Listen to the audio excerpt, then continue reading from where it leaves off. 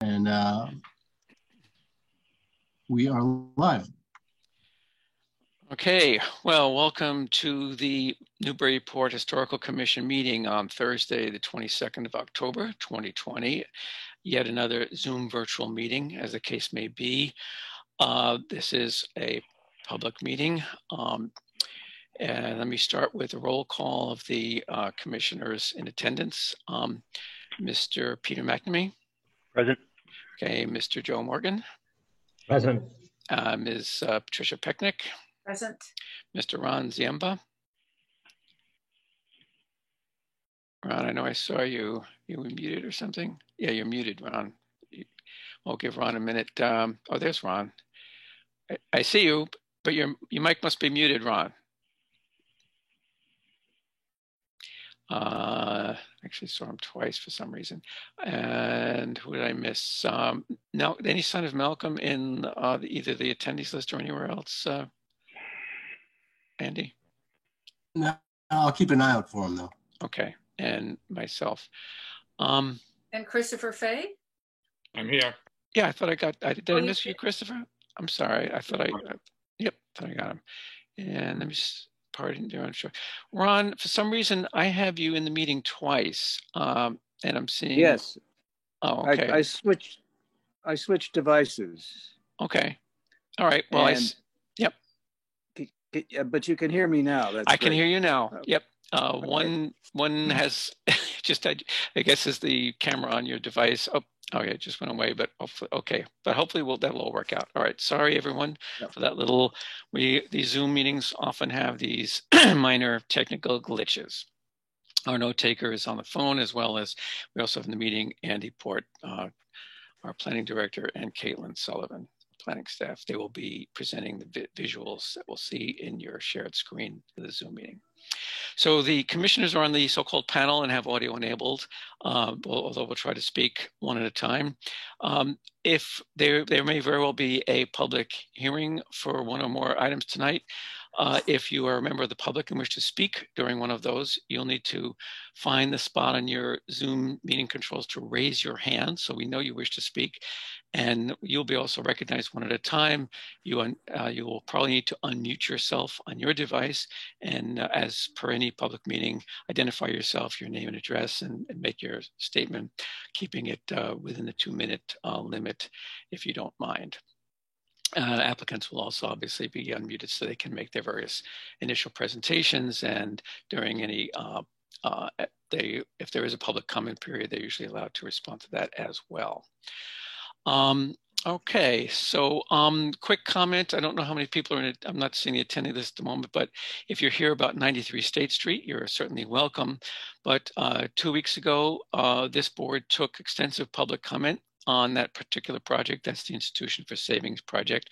We heard an extensive presentation from the applicant and their architects. So I don't plan to go through that whole thing again, and I don't plan to take public comment again because we already have done that. The only thing we really delayed to this week for time constraints was for me to collect the thoughts, ideas, and opinions and input from my fellow board members so that I can compile some sort of useful historical report for the planning board.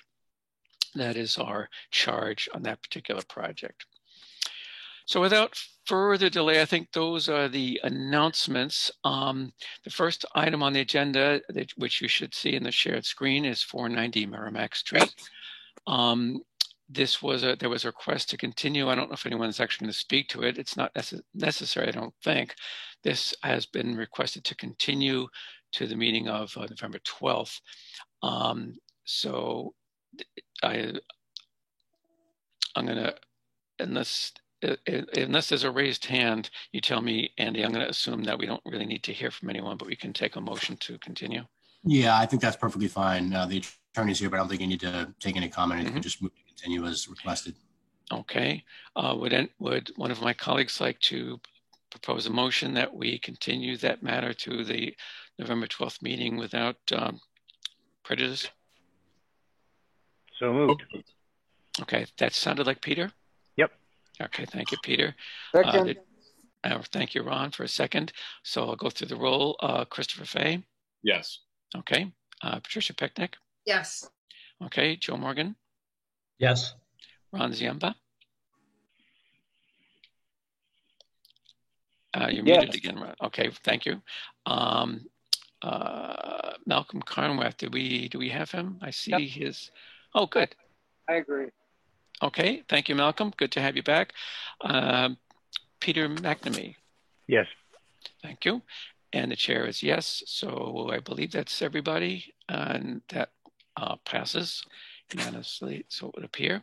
So that will be continued to the meeting of November 12th.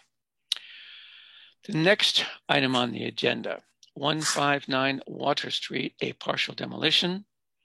And I see the presentation is queued up. I believe that is one of the MGC representation matter. So I believe it's, there's a John Minton, I believe that's representing the actual owners, and Lisa Mead representing the attorneys. Who will be presenting for that? Mr. Chair, Lisa Mead, Mead, Kellerman Costa, on behalf of the buyers of the project, Nick Hansis, and as you indicated, John Mitten's the architect on the project with us. Okay. And he will be, he is on as well. Okay, hang on just a second, please, Attorney Mead. I just want to, now, in the past, I know, don't worry, I'm not going to spring anything on you, but I decided if these things would go a little bit more cleanly if we separated the historical significance motion and decision from the any public hearing on demo plan review and so on. I know you normally have it kind of as one presentation, so I'm not going to ask you to reswizzle that on the fly or anything. But just going forward, if you could kind of plan your presentations that you could go through the historical significance discussion, we could take the motion and decision on that, and then we can deal with the demo delay part or the demo plan review part if there's going to be one. Okay. That would be fine. In fact, this actually will lend itself to that particular process, and okay. I will stop at the end of the discussion relative to the history of the site, if that pleases the chair. Yes, that pleases the chair. Thanks. And I took a quick look at the presentation, and yeah, I agree. I think it'll work out okay. So okay. Why don't I turn the floor over to you, Attorney Mead, to to talk us through the historical, what you found out about the historical nature of this particular property. Okay, so Andy, if you can go to the next slide, please.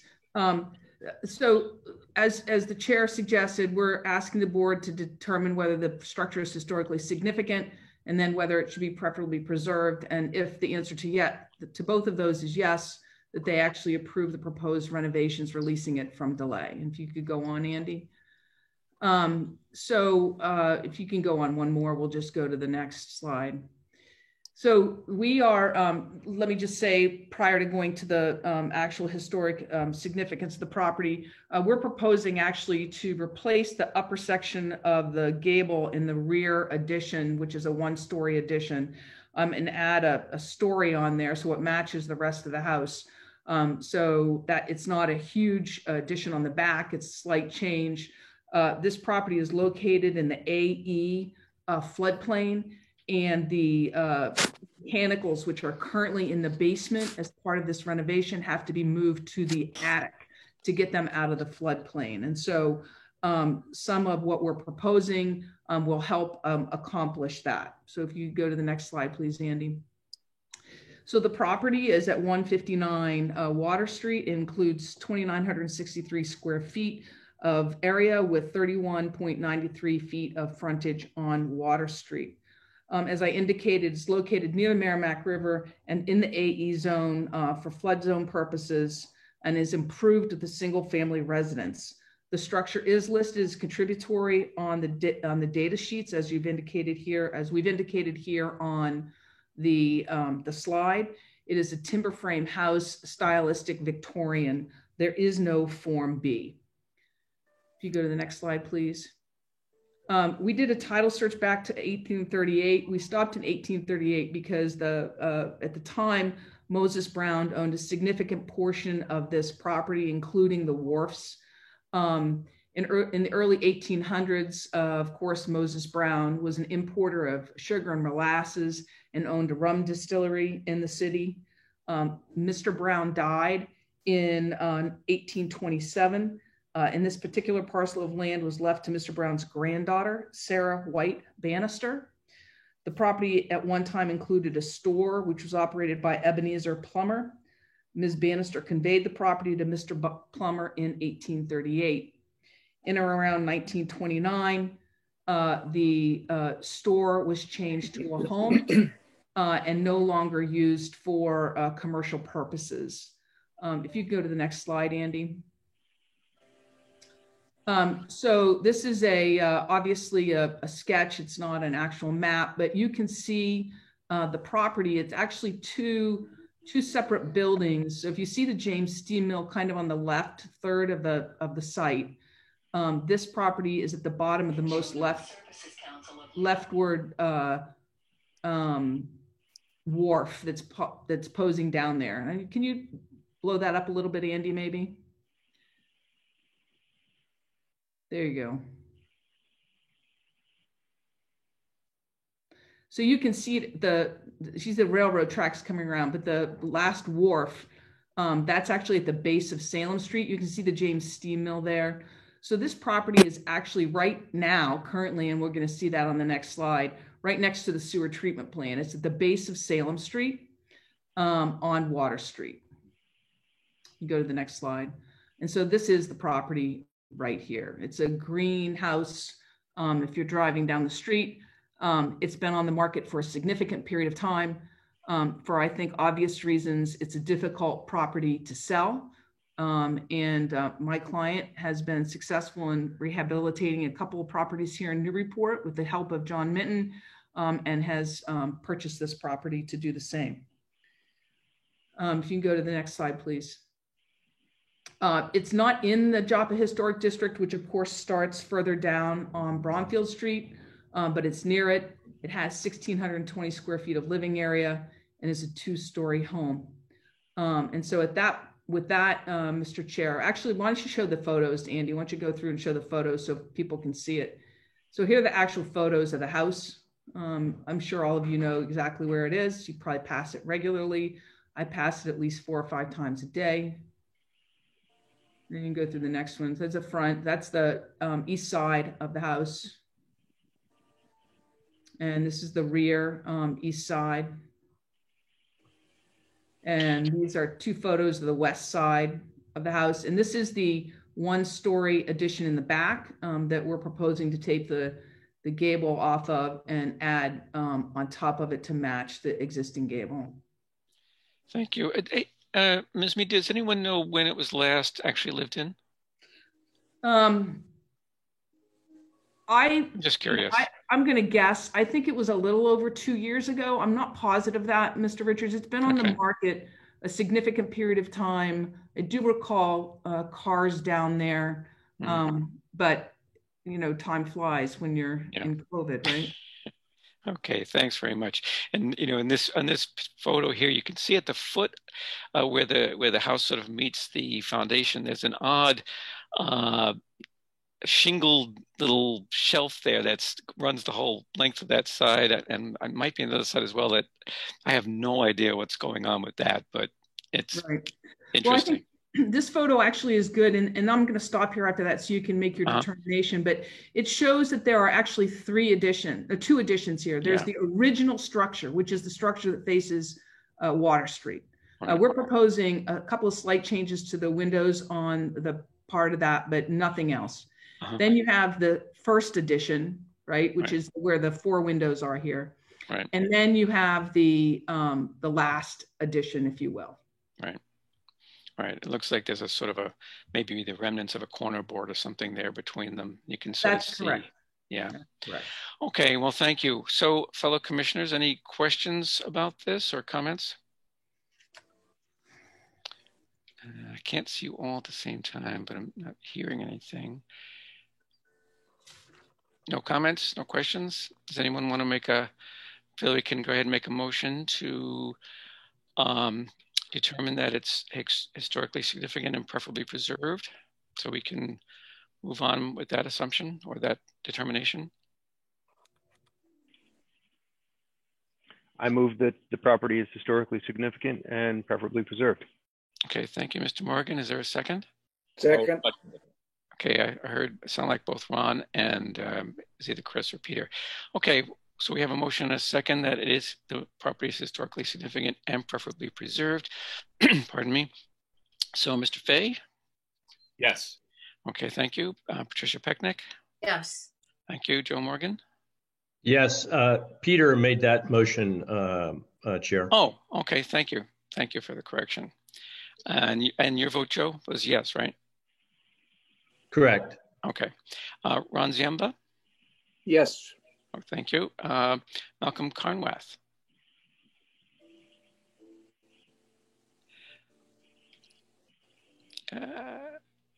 We'll give him another minute. Maybe he can get back on while waiting for Malcolm. Peter McNamee? Yes. Okay, and the chair is a yes. So let's see, where is Ron? Did we lose him?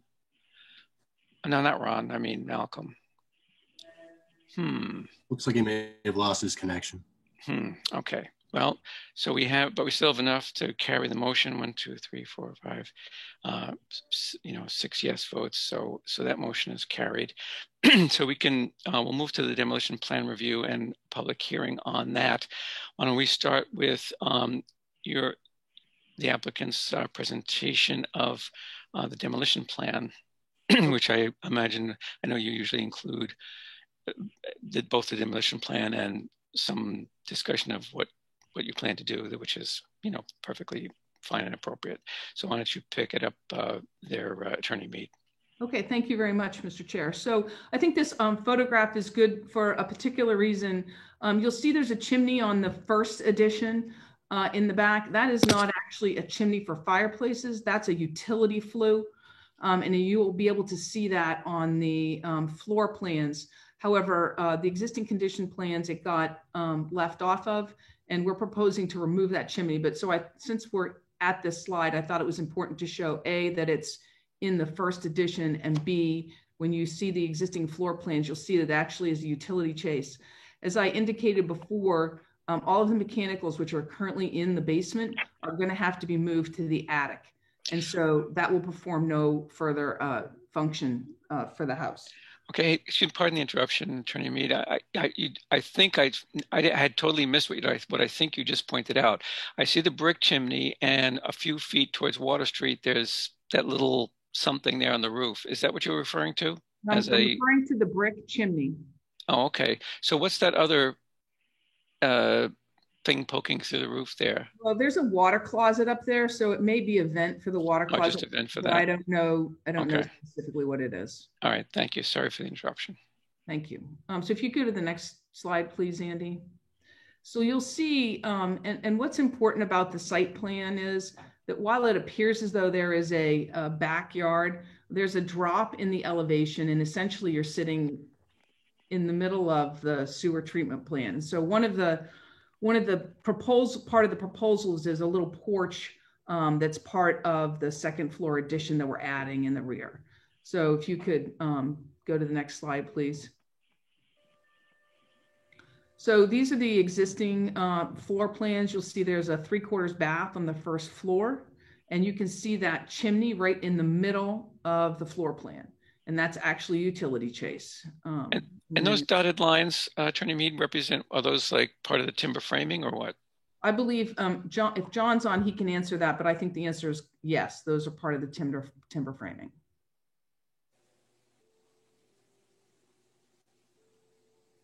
So, and if you can go to the next slide. So this is the current second floor plan. You'll see that there's a water closet on the second floor and a couple of bedrooms. And then again, you can see that the utility chase that is the chimney that goes up from the basement. And the next slide, please. So these are the existing elevations. The front elevation isn't changing at all. The rear elevation, you'll see in a minute, we have the demolition plans. That end gable comes off of the lower part, and then there's an addition built on top of that. And the next slide, please. And so this is the existing right side or east elevation. And you'll see that corner board there where that first addition was added. And there will be some changes you're going to see in that on this elevation when we get to the renovations. Next slide, thank you. And this is the left side elevation or the west elevation.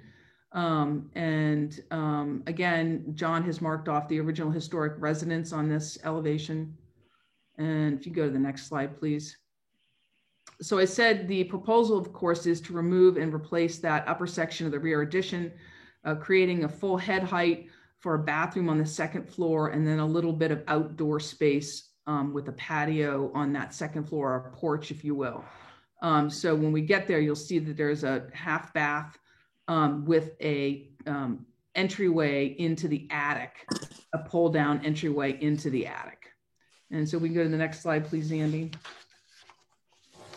So here's the demolition plan, and you can see where the demolition is occurring on the back, and the movement of the windows that exist, and the installation of flood vents. Yeah, could you explain what the function of those is very briefly? Just curious. Pardon me? Curious as to the function of those flood vents. What exactly are they supposed to do? I'm going to let okay. explain the functionality of flood vents. I suspect it's to allow water to move in and out, but I don't know the answer to that. Okay. Attorney Mead, I'm not sure. Is he in the audience with us this evening? We're not seeing him. He's calling in. Andy, you had the phone number earlier. Yeah, his number doesn't appear to be here, though. Okay, so I can't explain the function of the flood vents. Yeah, that's fine. Except for that they are required if you have construction in the flood zone. Yep, not a problem. If we go to the next slide, please. So here's the changes that's going to occur on the east elevation. You'll see some changes in the window locations on that later addition, one change on the front addition, and the changes in the back. And while we're on this elevation, I'll just tell you the proposed siding will be cedar clapboard on the original structure, cedar shingles or shakes on the two new additions, if you will, newer additions. The windows will be the narrow profile, divided light with spacer bars in between. So there's the simulated divider light with the divisions on both sides of the windows. And the next slide, please, Andy. And so here's the west elevation, and you can see the changes to the windows on this, and you'll understand these changes when we get to the floor plan, so you can see how the house is laid out. John kept, as you can see again, changes that are minimal, particularly on this side, none, to the original historic structure. Next slide, please. And so here's the first floor plan. It's a 2-bedroom house. He's not making it any more than that. It's going to have 2 bathrooms on the first floor. Then we'll go to the next slide, please, Andy. The second floor, we'll have a family room up front towards Water Street. As you can see in the back where we're getting a little bit of space is that half bath and the hatch into the attic so we can access the mechanicals.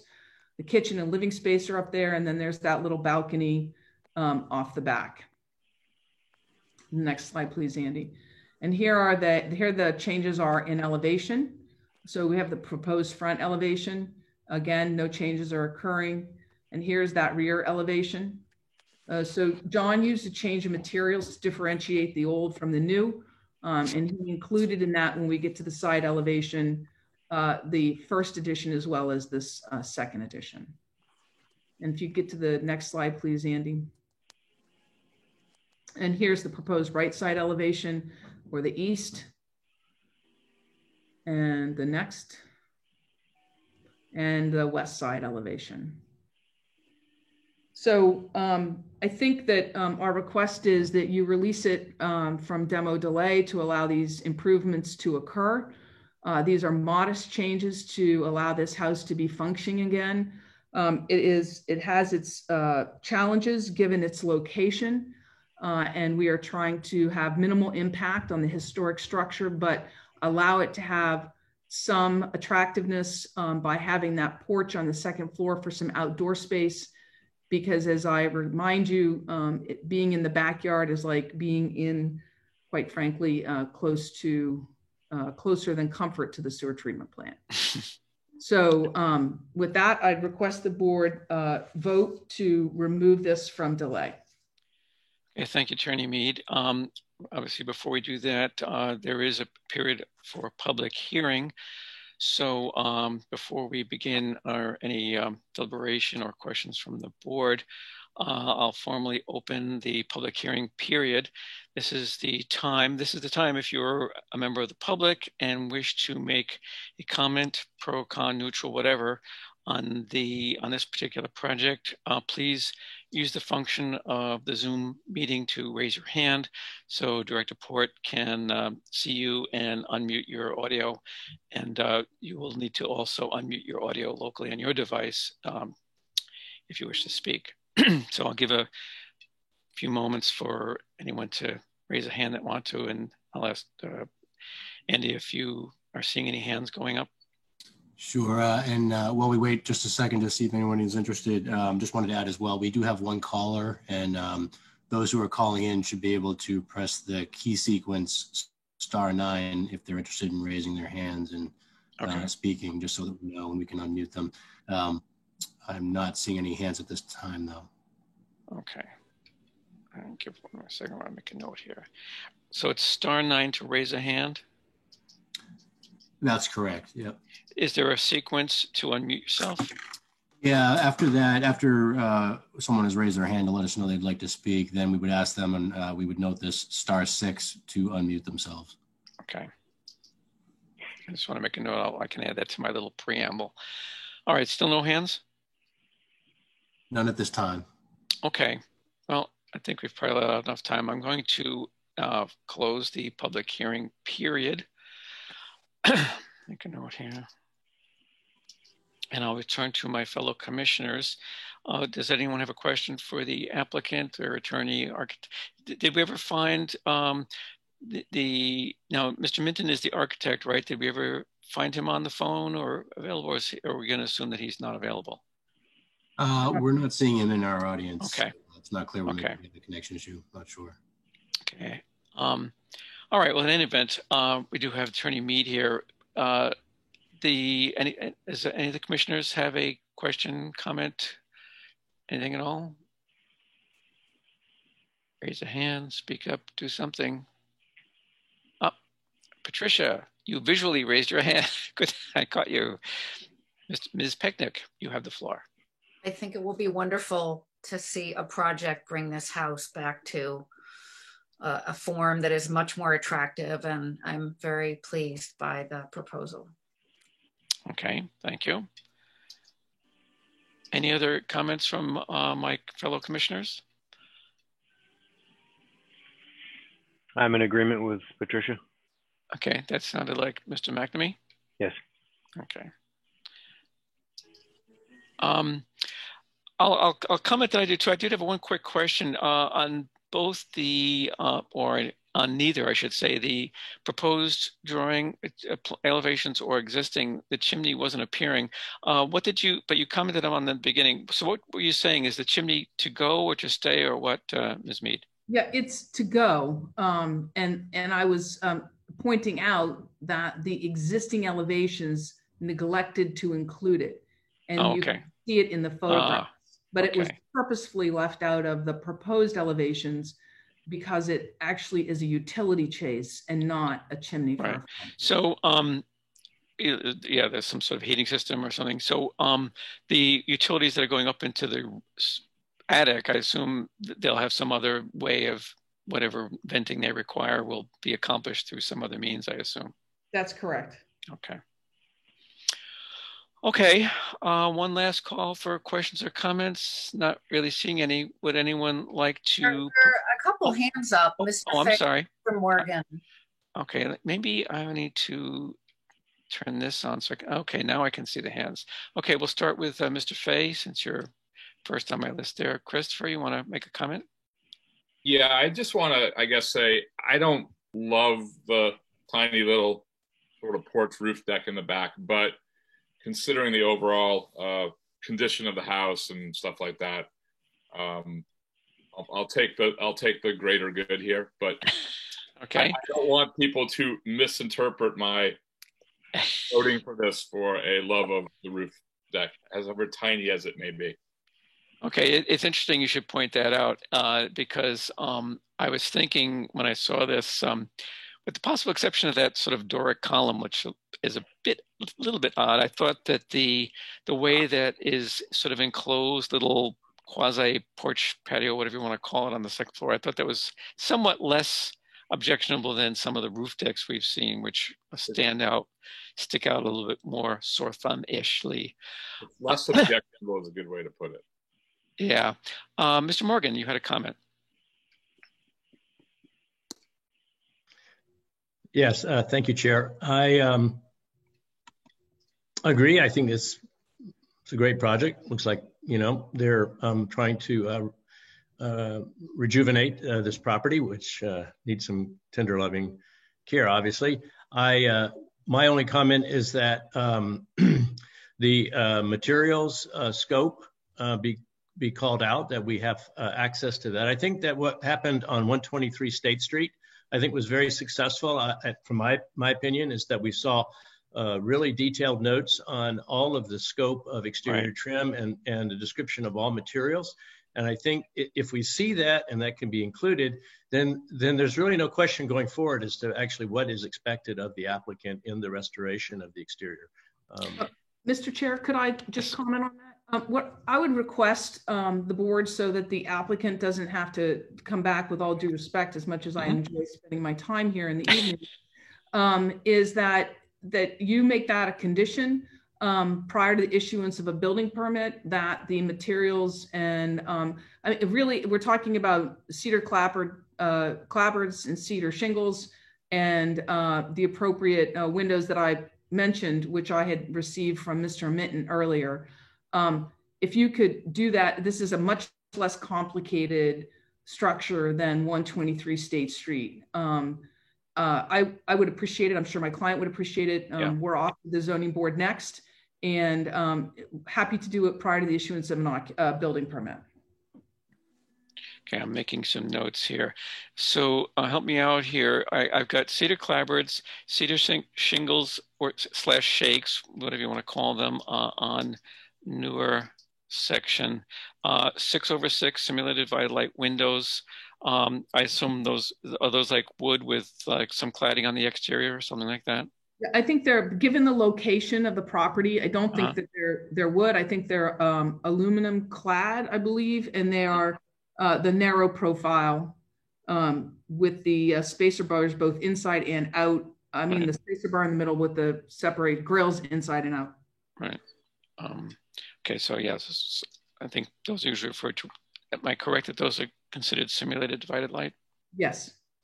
Joe, can you think of anything else that we should specify being called out? There's not a heck of a lot of trim there, really. Yeah, I think, though, that we would see that called out, the corner boards. It's really a material scope of items to be replaced. It looks like a lot of it is in pretty bad shape on the existing building, and I assume that much of it, if not most, will be replaced. But I think, just as for the record, it would be good to have those notes on the drawing. Eventually, they're going to get here anyway, so we might as well see that at some point to establish a benchmark. Okay. Well, I've got that list. So yeah, Attorney Mead, I think we can accomplish that. I don't think that's an unreasonable thing. So to save time, I'll try to craft the motion myself here and then see if someone was willing to second that. So the motion would be that we release the project for a demolition permit for following these plans as submitted tonight, with the condition that the specific materials be called out, including but not exclusively, or including that the clapboards in the front historic section be cedar clapboards, cedar shingles or shakes on the newer section, 6/6 simulated divided light windows, and specific call out for trim materials such as the window trim and corner boards, be identified prior to the issuing of the actual permit. Is that, Mr. Morgan, does that sound like it's meeting both, your expectations? Absolutely, that's perfectly fair. And I move that we adopt that language, and I make a motion to adopt that language and provide the removal of the demolition delay. Okay, is there a second? Second. Okay, was that Peter? Yes. Okay, thanks. Let's say making a note here. Okay, so let's go around the roll call. Mr. Fay. Yes. Okay. Ms. Pecknick. Yes.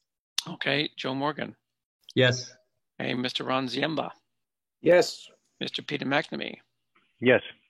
And the chair is a yes. And do we have Malcolm back? Not seeing him again. All right, so we'll skip Malcolm then. Hang on a second. Okay, so that motion passes. So I'm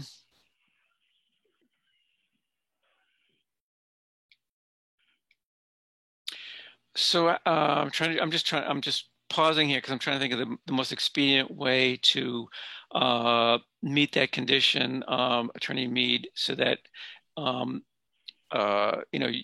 we can resolve this in a way that we're satisfied and the building commissioner is satisfied, and your client, has the final plans we can go on and all that. Is that something that you can have either the architect or someone submit to the planning office, sometime within the next week or so? Yes, we'll ask the architect to do that for sure, because as soon as we're done with the zoning board, they're going to want to pull a building permit. So right. We will definitely do that. Okay, I'll make a note here. Applicant to submit. Thank you very much. Okay, good. Forgive me for trying to keep up and make my notes and keep everything going here. I believe we are then done with 159 Water Street as far as this meeting anyway. So next, we can move on to the next item on the agenda, which is 93 State Street, Institution for Savings, commonly known as. This is a Demolition Overlay District Advisory Review. I'm not going to go into the entire history. It goes all the way back to the beginning of the year. I know I'd be surprised if anyone wasn't familiar with it, but the high points are that this is roughly if we issue an advisory review again, which I expect we will, it will be the third one. The first was 13th of February this year. Then there was another one on 25th of June. And this is the third go round. 2 weeks ago, there was a presentation by the applicant, which went through plans, elevations, renderings, and so forth. And we also took public comment at that time, which was fairly extensive. We heard similar comments as we heard the first go around, a little, some reflective of the newer thing, but some pretty much echoing earlier concerns. But my goal tonight is to go around with my fellow board members here to collect their thoughts so that I can compile them into this third advisory review. One quick thing. Have you recognized Mr. McNamee before we start on this? Oh, he probably wants to say that he's recusing himself. Am I right, Peter? Once again, because I'm an interested party, yes, I'm going to recuse myself. Thank you, Chair. Yes, and I had it in my notes to mention that, and there it is, right smacking me in the face, and I forgot to point it out. Thank you, Peter. So Mr. McNamee I'm not sure he's in a butter, but is a near neighbor and is an interested party, so he's recused himself from this particular matter. Thank you, Peter. anyway, Attorney Mead, I assume you're still speaking on behalf of the applicant. Although we're not going through the entire presentation again, I thought if you want to just make any brief comments or updates since we last spoke 2 weeks ago, you can have the floor for a couple of minutes to do that before I go around with my fellow commissioners. Do you wish to do that? I think I'd prefer to respond to any questions. Christopher Angelakis is on, as well as Shreya Shah, who are the architects on the project. And I think that we had some discussion last week 2 weeks ago by Mr. Morgan relative and some others relative to the location and now differentiation of the proposed addition as compared to the historical structure, and how it actually is now separate and apart from it. And the discussion relative to the massing and scale being appropriate for the neighborhood. So I think I'd like to just hear what the commission has to say and then answer any questions that Christopher and I need to. Okay, that sounds fine. And I'll abuse my right here as chair to kick it off. I had a question that was on my mind, so I'll start there. And this is a question for not sure if it's either for you or the architect. One of the things that we all heard a lot of, people would generically use the term size, or they might say massing, or they might say height, or whatever, but there's still a lot of concern about that. And it seems to me that a lot of what's driving that is the parking system that's on the first floor, because that's driving the height of the first floor to about 16 feet, which is, obviously higher than a typical first floor would be. And I think that kind of sets the stage for everything else above it to also be higher than normal. So my question is, was there any research or any consideration of whether it'd be possible to somehow bring that whole parking system, down a few feet, so that that first floor ceiling height and eave height, that whole thing could be much more on a par with a residential type of, environment? So I think that's a really good question, Mr. Chair. So the parking is compressed as it can be.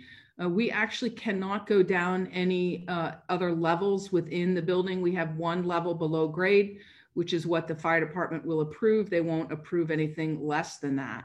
I think, though, that it is important from the very first concept design of this current design that we had, there was some concerns relative to the eave height. And I'll let Christopher address that in a minute, but we did bring the eave height down from that. So the eave height is now at 25, and the buildings across the street, which are actually much larger buildings, both by their frontage along Prospect Street and their depth into away from Prospect Street, are just over a foot shorter than that. So this structure is not out of line with the surrounding neighborhood. And I think that's a good handoff to Christopher about how they designed these sections and the height of the building.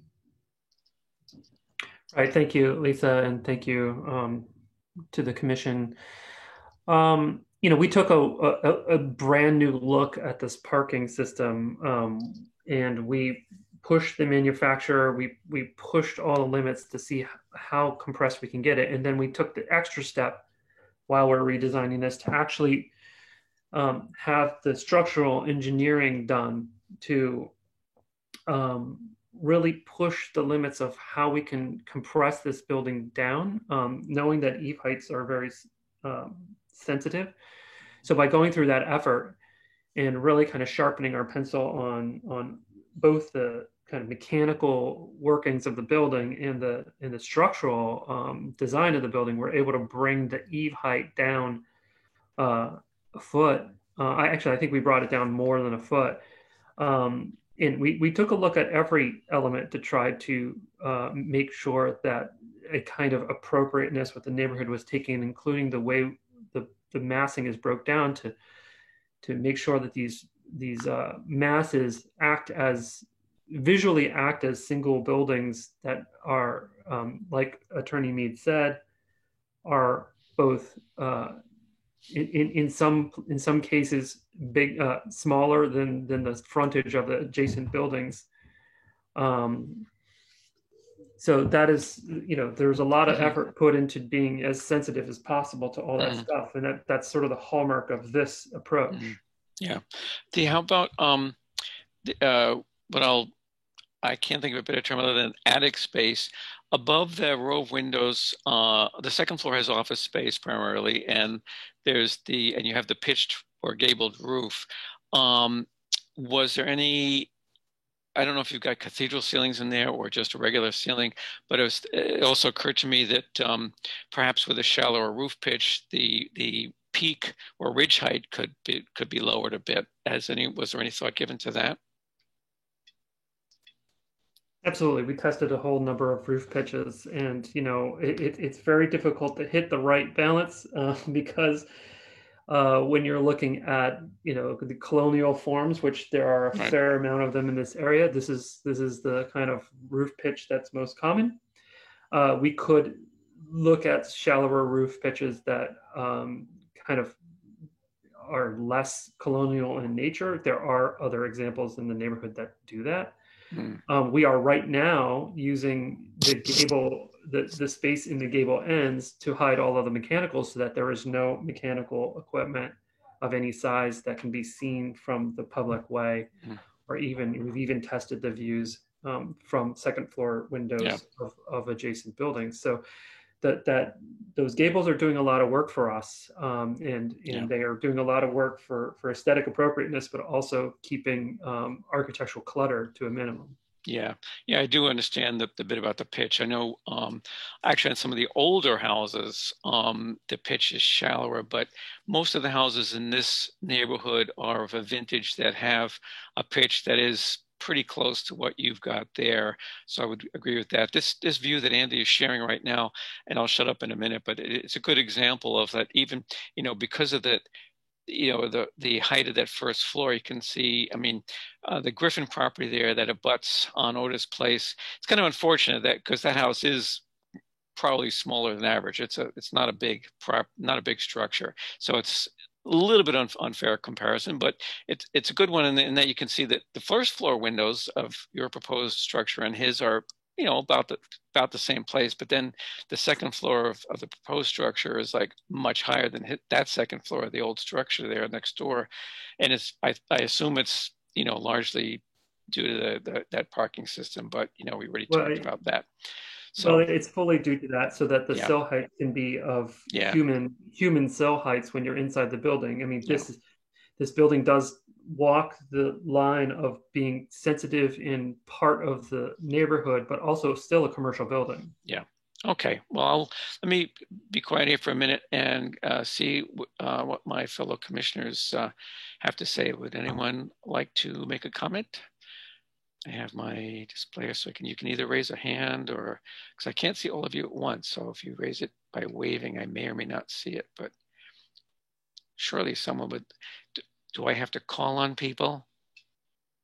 Except Mr. Mack. Oh, Joe Morgan, thank you for stepping forward. You have a comment? Yes, I agree entirely with Mr. Angelakis. I think that what you're seeing here is still an interpretation of a residential residential palette of materials and proportions. Clearly the program has had to drive some of these to create somewhat of an amplified, muscled kind of residential expression. But I believe that, what Mr. Angelakis has not said is that they have played with the sill height of the upper windows relative to that 16-foot floor in order to produce a better, harmony in those first and second floor window relationships, even though the windows are larger than the neighboring residential windows. Overall, I find that the proportions, unless you really scrutinize the dimensions of all of those openings, they still feel residential. But I don't want to spend more time on that. I think that I had said what I needed to say last time regarding how I think that the architects has achieved what I thought were critical features in order to make the building more historical in its setting. So I feel comfortable, and I still feel comfortable. The only question I have is, why are the windows, why do they not have trim associated with them? I find that it's a little bit too abstract to have a window in this type of historical idiom, you know, not having any type of board trim around the perimeter. So if the architect could speak to that. Thank you. Mr. Angelakis, would you like to comment? Yeah, I think there is a board trim. I think at the scale, it might be reading too thin, maybe. And, you know, we could certainly, that is something we would certainly entertain to make wider trim, you know, but there is intended to be a trim around these windows. Do you know what it consists of, or is it one of those details that's TBA, or? It would be painted wood trim. So basically, yeah, and I know this gets into that difficult where they draw the line between being too imitative of a residential structure, given that it is a commercial structure, and so on and so forth. But you know, so you want to blend, but so I totally understand that balance you're walking there. But yeah, trying to think of this. If you can think of any either renderings or elevations that you have that might better show that, that would be, or any place where it might be called out, you know, what the trim is, that would be great. Either that, or we can just, you know, leave that as our comment for the planning board to look at. You know, if it again doesn't show clearly enough on the provided elevations, then we can provide a more detailed view of it. Mm-hmm. Okay. Okay, thanks very much. Thank you, Joe, and thank you, Mr. Angelakis. Who else? Joe, your hand is still up, but I assume you're all set, right? Okay. Anyone else have a comment? Either maybe Mr. Fay or Ron or Patricia. Anyone like to say a few words? I would like to, you know, and make sure that any report kind of, okay, Christopher, I see your hand went up. What would you like to say? I mean, I don't have anything new to add than what I've said in the past, but I'll just say the same thing over. You know, I walked down this State Street a couple of days ago. I stopped. I looked at the bank from the front. You see the beautiful building. You see this weird addition in the back that probably should have never been done. And then you sort of see the emptiness. And I tried to imagine it. And it's, you know, one of the things that struck me is it looks great. It really does. I think the combination of suggestions that we provided and the work that's been done here looks great. It's just doesn't look great here. You know, it would be great if we did buildings like this, you know, other places in the city, outside of the downtown, outside of historic areas, out in the plazas. If they had, you know, done the plazas like this, how much nicer would it be? I just don't think it works. It looks, again, like a serpent. The way it is currently constituted, this addition would do more to that. And it's just to you know, beat down on a metaphor, it's going to swallow up this neighborhood. And I think maybe the other slide is that aerial view. It's just shocking to me, what the size of the footprint is. So I don't have anything new to add. I just have the old stuff to add. I don't support this. Unfortunately, I just don't support it. Okay. So so when you say looks great but doesn't look, okay, yeah, I'll get to you just 1 second, Ron. I just want to clarify one thing. When you say looks great but doesn't look great here, you're saying in the context of this little neighborhood. Is that what you mean, Chris? I think it's a good idea, but it, you know, it fits the city. It just doesn't fit the city. Right. It doesn't, you know, if it was out at the other, I believe there's another branch or another set of buildings out, you know, near the Dunkin' Donuts on one. It would be good. And that's a beautiful building. And it fits there. You know, it's the best building in the area. You know, a lot of people do this. Like they have these types of regulations. I think about like Freeport. You know, their McDonald's looks like this, right? Mm. But it's not in a downtown historic area, and it's just okay. The neighborhood doesn't support it, so I don't know why we're people are pushing for this. As I wouldn't want this across from me, next to me, down the street from me. You know? Got it. All right, thanks, Chris. And I think it's one more thing. I know it's zoned for commercial. You know, it doesn't mean you have to do it. Just because it's zoned for that doesn't mean you have to go ahead and do it. Okay. Right. Now, Ron, did you want to get a few words in? Yes, if I can. Yes, go right ahead. My raise hand button does not seem to be working. Okay, so we got you. I had to break in on you. No problem. You know, I think we've reached an impasse on this very, very important community issue. Both sides have tenaciously defended their point of view, and the last two speakers, were a perfect example of that. Understandably enough, the bank feels that it ought to be able to determine the nature of the structure to be built on its own property. As is customary for the petitioner in cases like this, the bank, somewhat grudgingly, in my opinion, has made some concessions to modify its proposal. But that has been met with nearly unanimous opposition from the neighbors. Yeah. They are resisting what they see as a power grab by the bank to build a structure that will ruin their neighborhood. There seems to be no common ground here, no solution which will make both parties 100% thrilled with the result.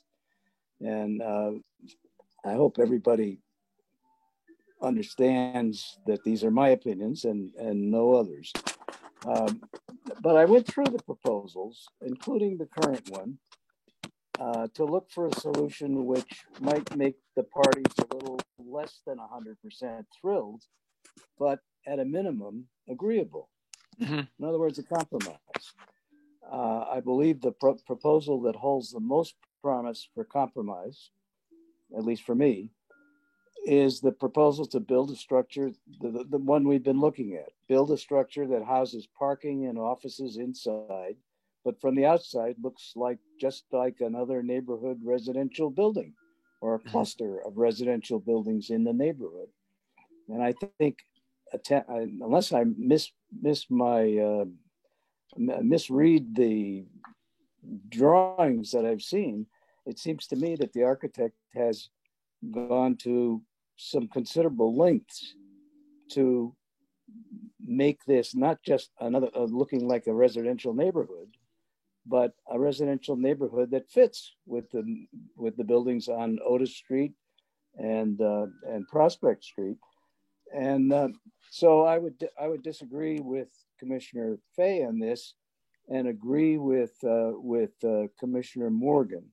And I think that, especially now that the ridge height has been lowered, maybe we can take another look at this option and form a majority around it. Mm-hmm. Okay. I think that's all I have. Okay. Yeah, and I think that if it wasn't for that darned parking system that drives the extra height on that first floor, I think more people would agree with that sentiment, because I think I would agree with both you and Joe that they have done a good job of at least stylistically making it a much more harmonious fit in the neighborhood, especially when you contrast it to the original proposals. So I see Ms. Becknick has a hand up. What would you like to say, Patricia?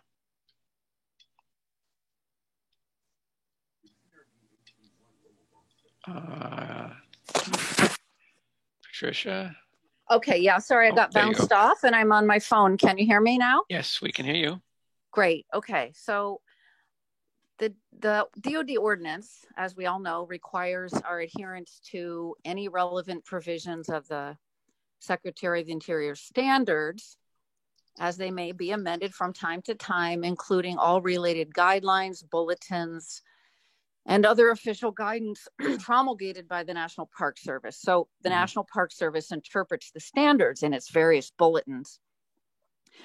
So I went through what those related guidelines and bulletins and the official guidance says about additions to historic buildings and how to assess their impact on an historic neighborhood. So I want to go through the first one. In its Technical Preservation Services brief on new additions to historic buildings, the National Park Service explains that in accordance with Standard 9, a new addition must be compatible with the historic building's massing, size, and scale. So here's the quote. The size, scale, and massing of a new addition all pertain to the addition's overall volume and three-dimensional qualities. Taken together, size, scale, and massing are critical elements for ensuring that a new addition is subordinate to the historic building. Typically, a compatible addition should be smaller than the historic building in both height and footprint. Depending on its location, it may be possible that an addition slightly taller or slightly larger than the historic building may be acceptable as long as it is visually subordinate to the historic building. Okay, then I looked at the National Park Service brief called New Additions in Densely Built Environments. So the National Park Service says that the addition must respect the scale of the historic building and those buildings around it. Here's the quote. Height and setback from the street should generally be consistent with those of the historic building and other surrounding buildings. So even if the facade of the addition can be broken up into elements that are consistent with the scale of the historic building, they have to be consistent with the scale of adjacent buildings. The third publication I looked at is the brief New Exterior Additions on Historic Buildings, Preservation Concerns, in which the National Park Service says, quote, a new addition should always be subordinate and not compete in size or scale. And although the appropriate size can't be stated in a square footage ratio, the size and setting help define the general parameters for enlargement, and correctly assessing the relationship between actual size and relative scale is the key. End quote. The terms size, scale, and massing are repeated throughout National Park Service publications in relation to the historic structure and to the setting and the context buildings. The next publication I looked at, New Additions to Historic Buildings, says that, quote, when visible and in close proximity to historic buildings, the new construction must be subordinate to those buildings. The fifth one I looked at is called New Construction Within the Boundaries of Historic Properties, Technical Preservation Service brief, meaning new construction on the same lot as an historic property. And that says that the limitations on the size, scale of the new construction may be less critical the farther it is located from any other historic building. So the quote is, protecting the historic setting and context of a property, including the degree of open space and building density, must always be considered when planning new construction on an historic site. The next one I looked at, New Exterior Additions to Historic Buildings, Preservation Concerns, Guidance on New Additions. The Park Service says that, quote, certain types of historic structures may be so massive in size that a relatively large-scale addition may not compromise the historic character, provided, of course, that the addition is smaller than the historic building. Occasionally, the visible size of an addition can be reduced by placing some of the spaces or support systems in a part of the structure that is underground. Next, I looked at a document called Incompatible New Additions to Historic Buildings, and I can't show that to you, but there's an illustration in figure 16 that says that doubling the size of an historic building means it won't meet the standards. The next one I looked at is called Designing a New Exterior Addition to an Historic Building, and the Park Service says, quote, the new addition should be smaller than the historic building. It should be subordinate in both size and design to the historic building. The last one I will quote from today, New Additions in Densely Built Environments, says, it's important to design an addition that will have the least impact on the historic building and district, and that the addition has to reinforce the scale and character of the district. So after looking at those, I thought, what is the character of the DOD? There is a visual aesthetic coherence. The district is punctuated with these occasional buildings of extraordinary architectural form, including institutional structures like churches, the Custom House, City Hall. On residential streets like Otis and Prospect and Garden, the individuality of each of those houses is subordinated to the harmony of the streetscape. And those houses form part of this bank setting within the DOD. The Department of the Interior continually emphasizes the need to protect the historic setting and context of the property, the building site and environment, and other surrounding historic buildings.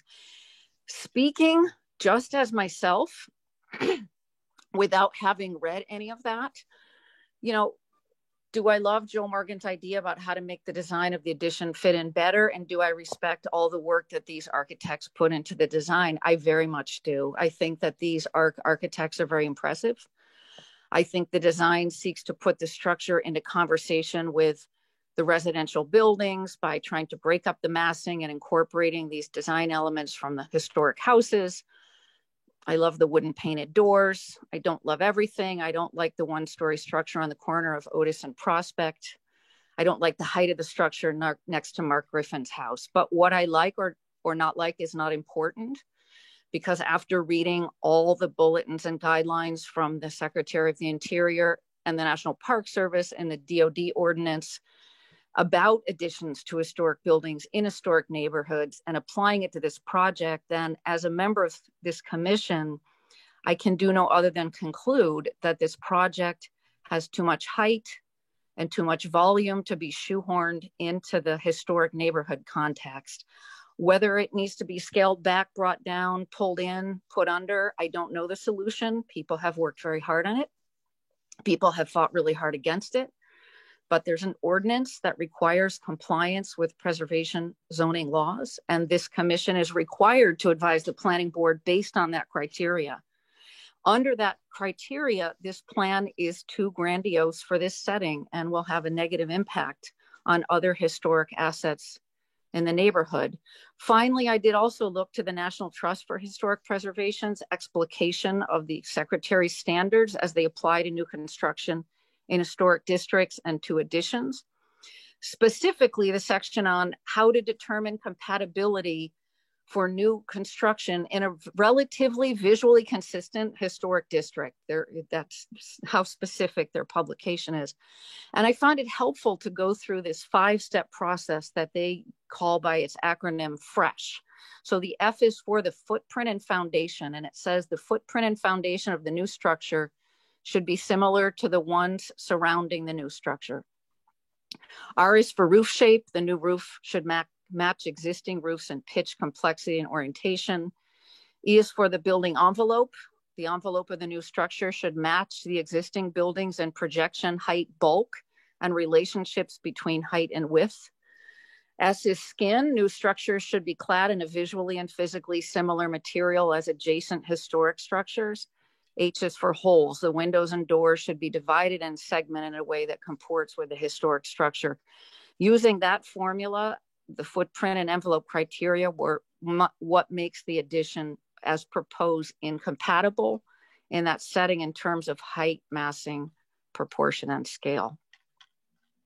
That's it. Thank you. Thank you, Patricia. That was, I really appreciate the depth of the research that you did on that. And it's very helpful. Well, anyway, it's very helpful in one way. It's less helpful in the other way, that it does really highlight the that kind of annoying position, in that you know, we all recognize how far this proposal has come, all the hard work that the architects and applicants have done on it. And yet there appear to be these kind of insurmountable things going on. Now, your hand is still up. You said you're on the phone right now, Patricia? Yes, I'll try to put my hand down. Yeah, I know *9 raises it, so I don't know, maybe *9 will lower it. I don't know. Okay, I'll try. Ignore me until I yell. Okay, very good. Were you all set, Patricia, as far as comments? Yes, I am. Thank you very much. Okay. Okay, any other member of our gang here have a comment. We've heard from Joe, Ron. I guess we've heard from just about everybody. Peter has recused himself, so we won't be hearing from Peter. I've asked a couple of questions. Yeah, it's an interesting situation. I will, compile all this. I'll kind of wrap this up. It's a tough one. I'll give one last brief opportunity for either the architect or the attorney, Ms. Mead, if you'd like to make any, kind of closing remarks or anything before we move on to the next agenda item, however. Thank you, Mr. Chair.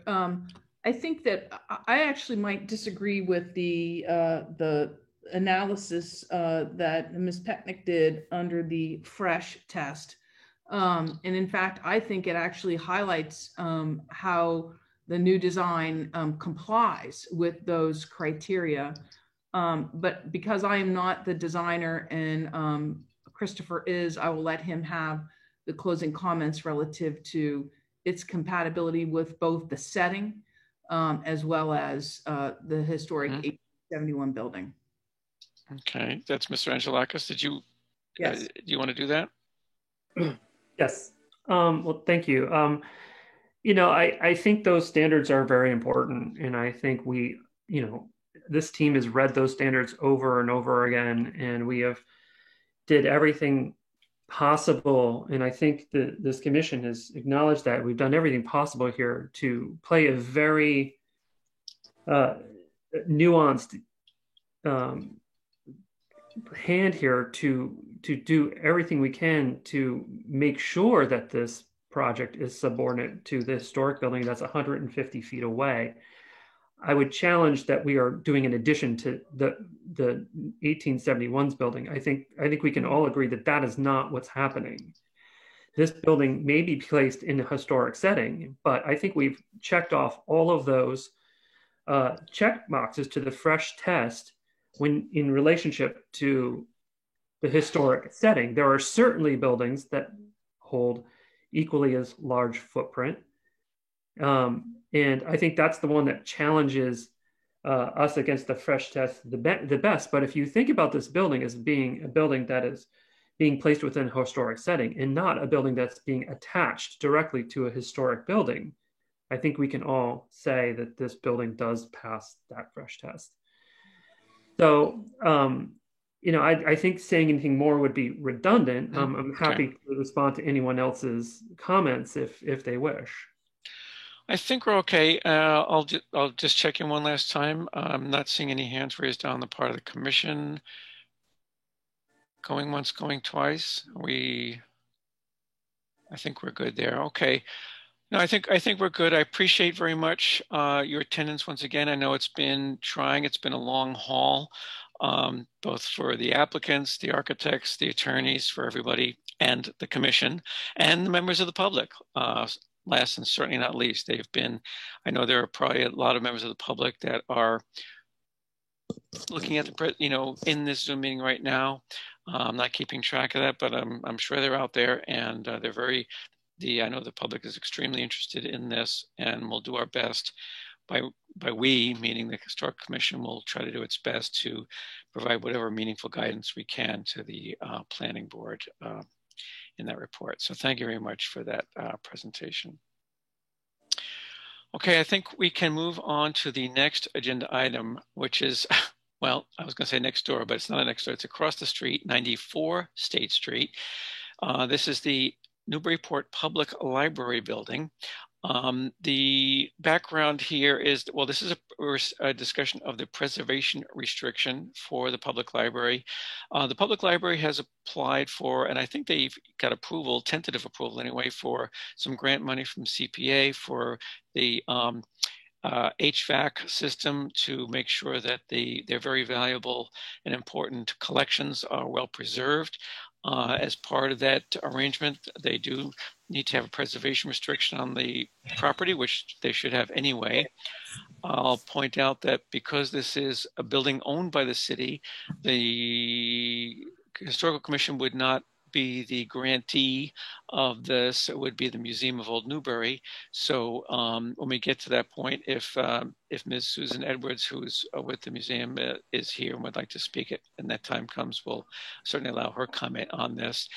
First, so that's the background of this, and I would be remiss if I didn't thank our member Joe Morgan for his very, very helpful work on putting together this preservation restriction, particularly the excellent description of the property. So Ms. Giselle Stevens, are you there in the attendees? Oh yeah, and I see your hand is up, great. So Andy, can you unmute Ms. Stevens so she can address the board here?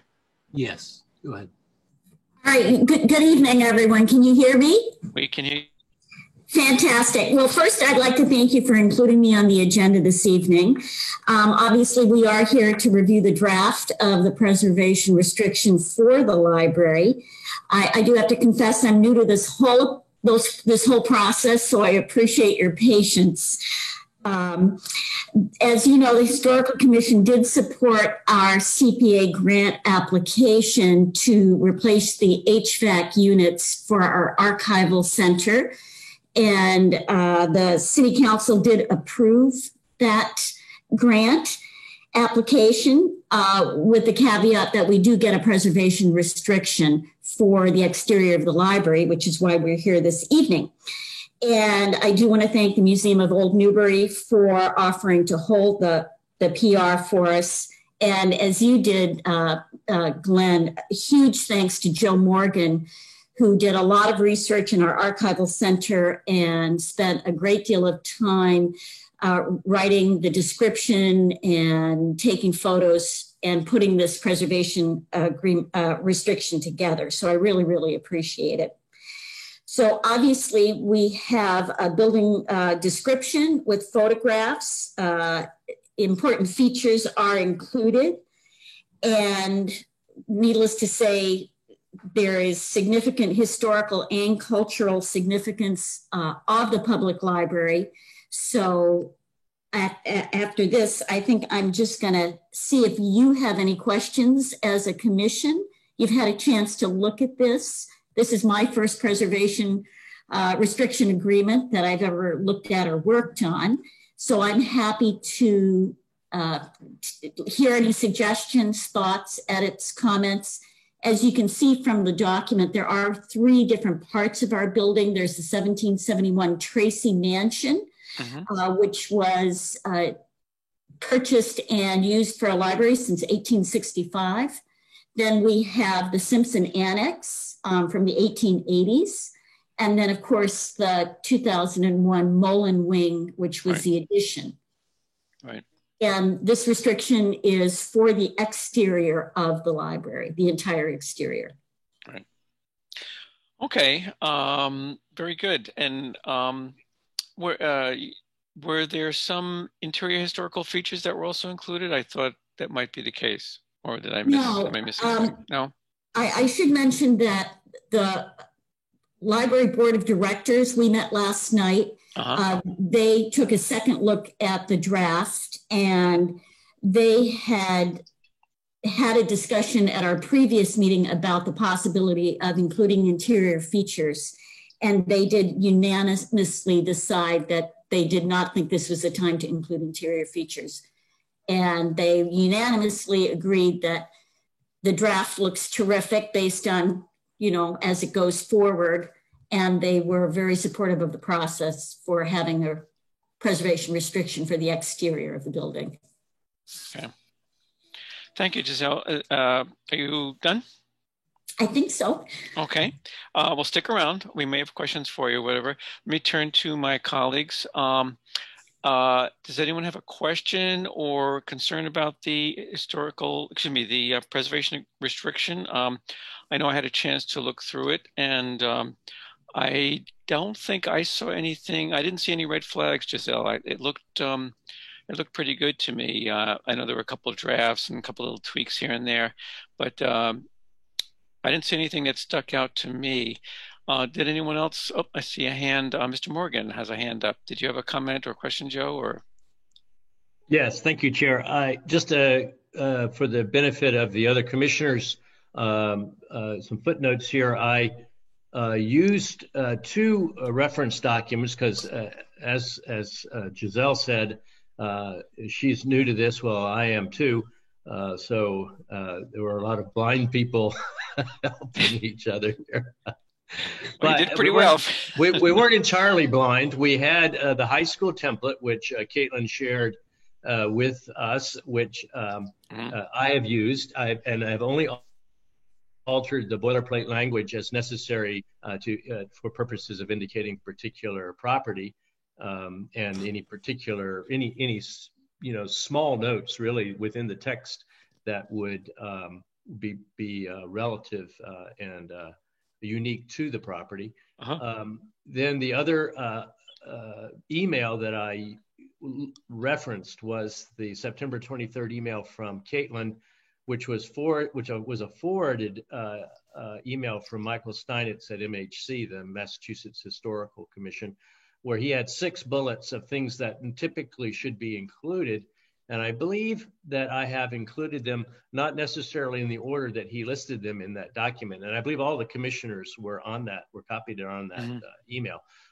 There is one item, there's his number 2, the plot plan, if existing, with registry citation.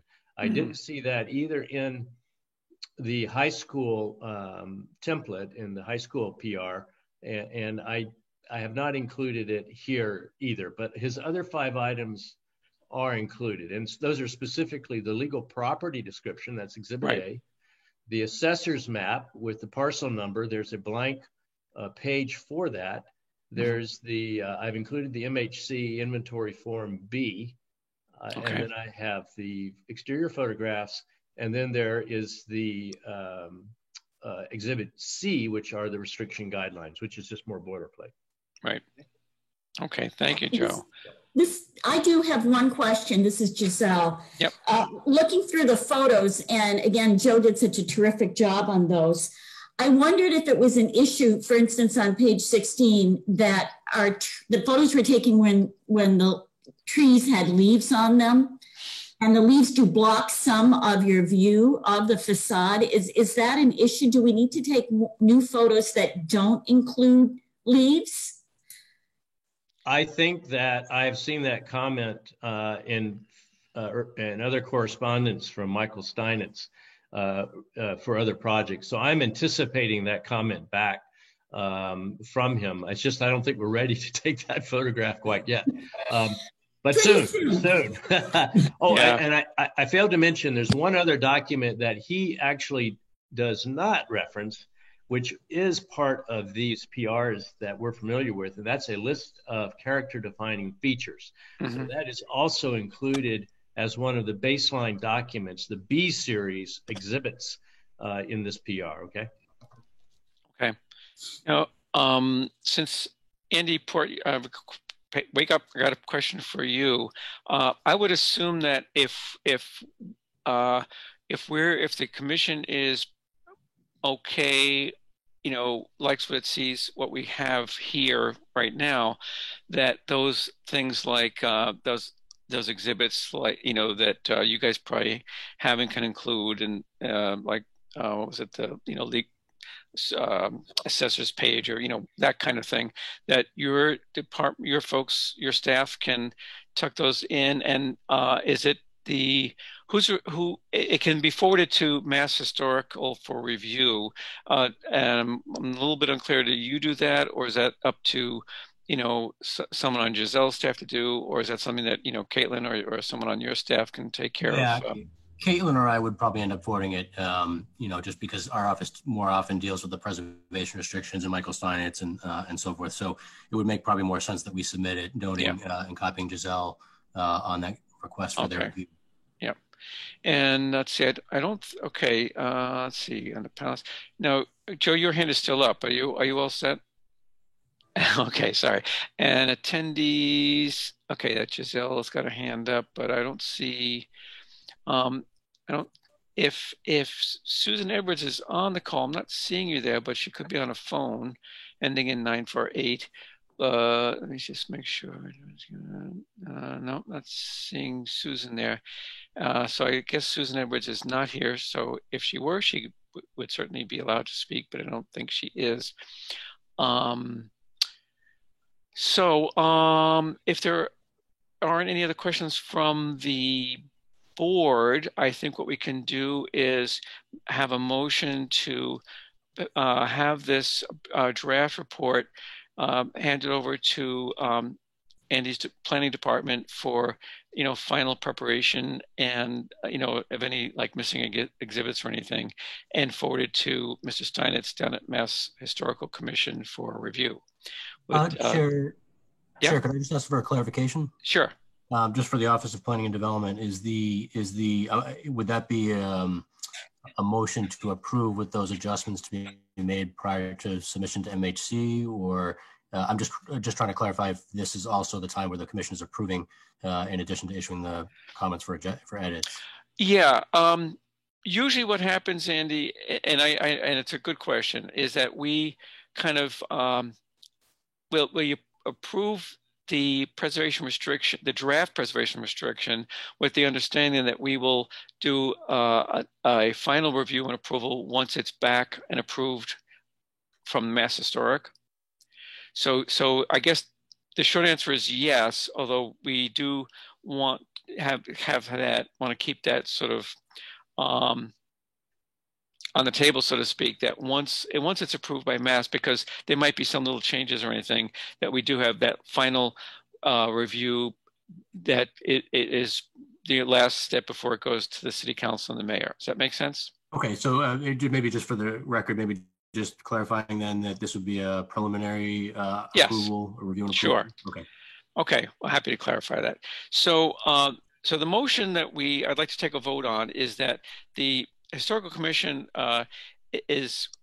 approves of the draft and would like it to be forwarded to the Mass Historical Commission for review, and will then have a final review and approval once it's approved and back from the Mass Historical Commission. We will take a vote on a final approval and to be forwarded on to the city council and mayor at that point. Is there a second for that motion? I second that. Okay, Patricia seconds. So I'll go through my roll call again. Patricia, since you just had your mic on, your vote? Yes. Okay, Christopher Fay? Yes. Okay, Joe Morgan? Yes. Okay, Mr. Ron Ziemba? Yes. Okay, Mr. McNamee? Yes. Okay, the chair is a yes. Where are we with Malcolm? Did he ever show up again? And Malcolm, if your phone number ends in 948, there's somebody on the phone near 948. If that's you, you can raise your hand or something. Was it *6? But maybe that's not you.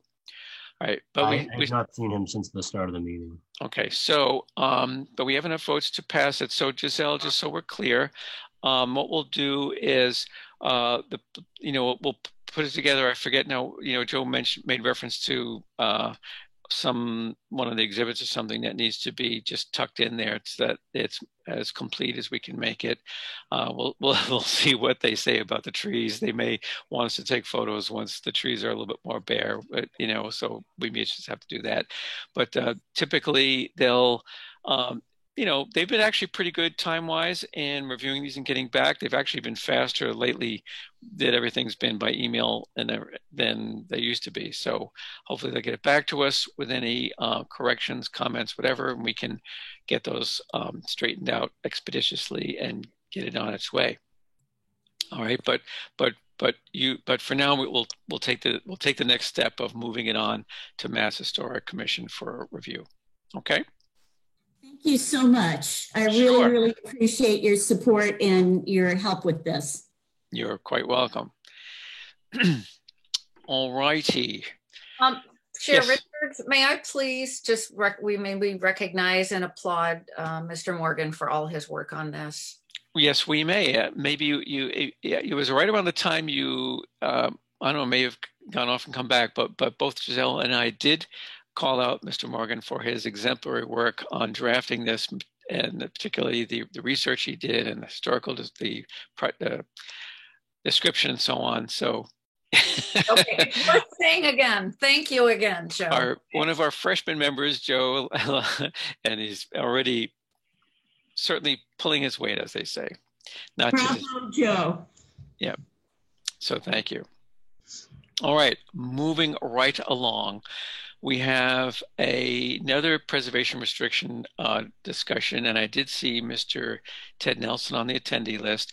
And I should mention, this time I won't forget, that Mr. McNamee has let us know that he is on a friendly acquaintance basis with the Nelsons, even though he hasn't discussed this with them, but he, to avoid any appearance of bias or whatever, he is going to recuse himself from the discussion or voting on the PR for 190 High Street.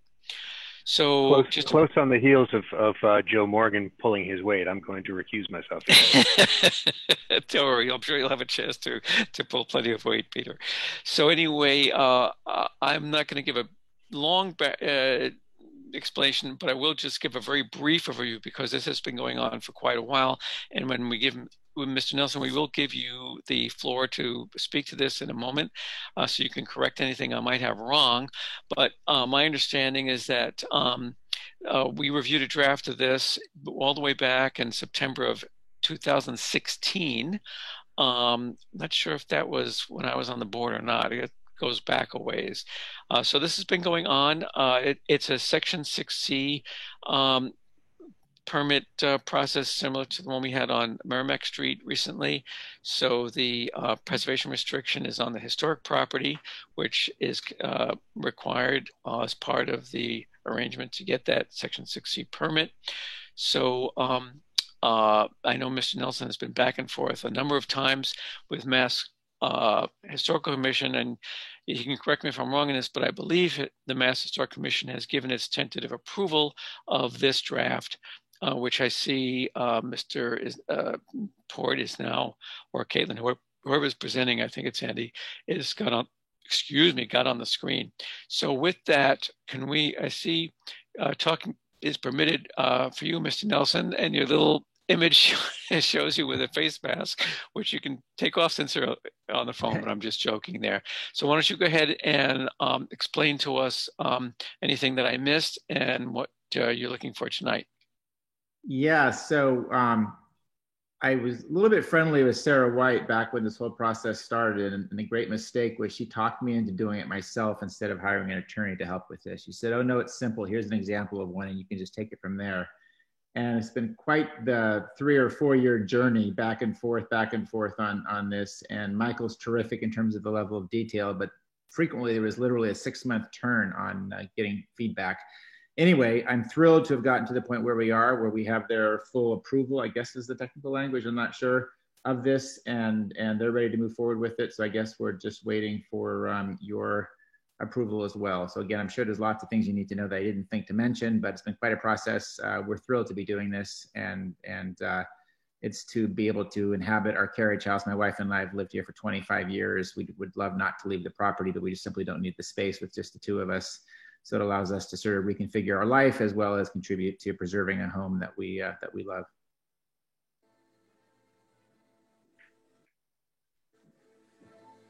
Sorry, I was talking to a mute there.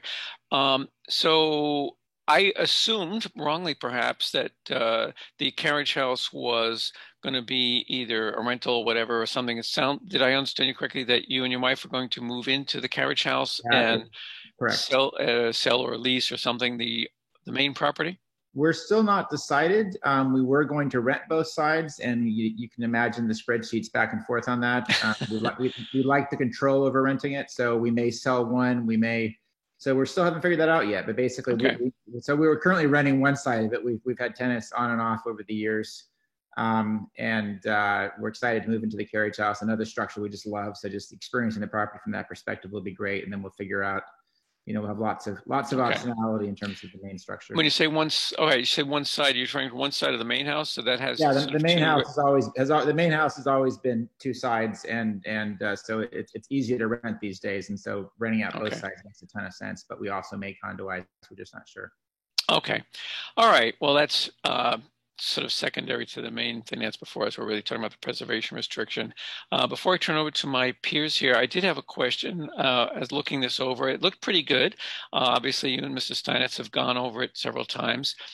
My main question, and let's see if we can find it, Andy, it was in section 6C, the letter I. It's probably several pages up from where you are right now. Can you see if you can find that? Can you go up to the, it's probably around page 6 or 7 or so of the restriction. Let's see. All right, there's 7. Okay, yeah, I think you just about hit it on the head. Number I is, so this is a section, Ted, where, if I can be so informal, where you have carved out some, what you might call pre-approved things. It's not terribly unusual. They're not all that common either, but these are sometimes done. I know for example, the PR and the old jail property had a number of these. So this is where there's things that you want to be able to do without coming back to the commission for review and approval if they're done according to these specifications. And I was wondering, it just says additional modifications to the north side elevation, in a modern style, blah, blah, so could you elaborate a little bit on what exactly it is you have in mind there? Yeah, so we did a pretty major modification to the back of the house a few years after we bought it. So the original house was built in 1803. Then there was a significant addition done to it in 1890. I'm not sure technically what the style is called, but we moved here from New York and it felt very pre-war to us, very different. And the back of the house had no connection to the garden. It was just a wall of clapboards 3 stories high, and you had a little porch in the bottom. So we moved the kitchen and redid the back, and we decided instead of trying to emulate period A or period B to actually do something that was, boldly late 20th, early 21st century. So worked with some terrific architects out of Somerville to do a very modern Asian garden inspired 3rd section, which is the back of the house, as you'll see in the images. And it's beautifully done, but sort of three centuries represented in the structure, trying to maintain the progression. And so what we wanted to preserve was the ability on the back of the house. We obviously don't want to be a slave to 1890 or 1803, and neither of those would really be appropriate to that. So we wanted to, basically be able to, the back of the house is its own style, right? And so it's different altogether. The second thing is when we applied for the special permit and the discussion happened with the planning board was the first conversation. The conversation was always about preservation restriction to the front and left and right facades, the street-facing facades of both of the structures. But that, quite frankly, is less important to us than just preserving the obvious ability to make tweaks to the back of it in a way that is appropriate to modern times, because that's the style of the bulk of it now. Okay. All right. That helps me a lot, because I guess I was thinking the north side elevation was the one that's sort of towards Kent Street, but I see now it's actually what you'd consider the rear of the property. Yeah. The south side is the one facing High Street, right? Exactly. Okay. Exactly. All right. Well, that helps quite a bit. If you look at the photos of it, you'll see that's very different, Okay. So. And refresh my memory, were there interior things that were called out for preservation as well? No. No, just exterior. Correct. Okay. Okay. Well, let me ask my colleagues here if someone has any questions or comments. Yes, this is the property. You've probably seen it. It's on High Street. It's a nice house. Was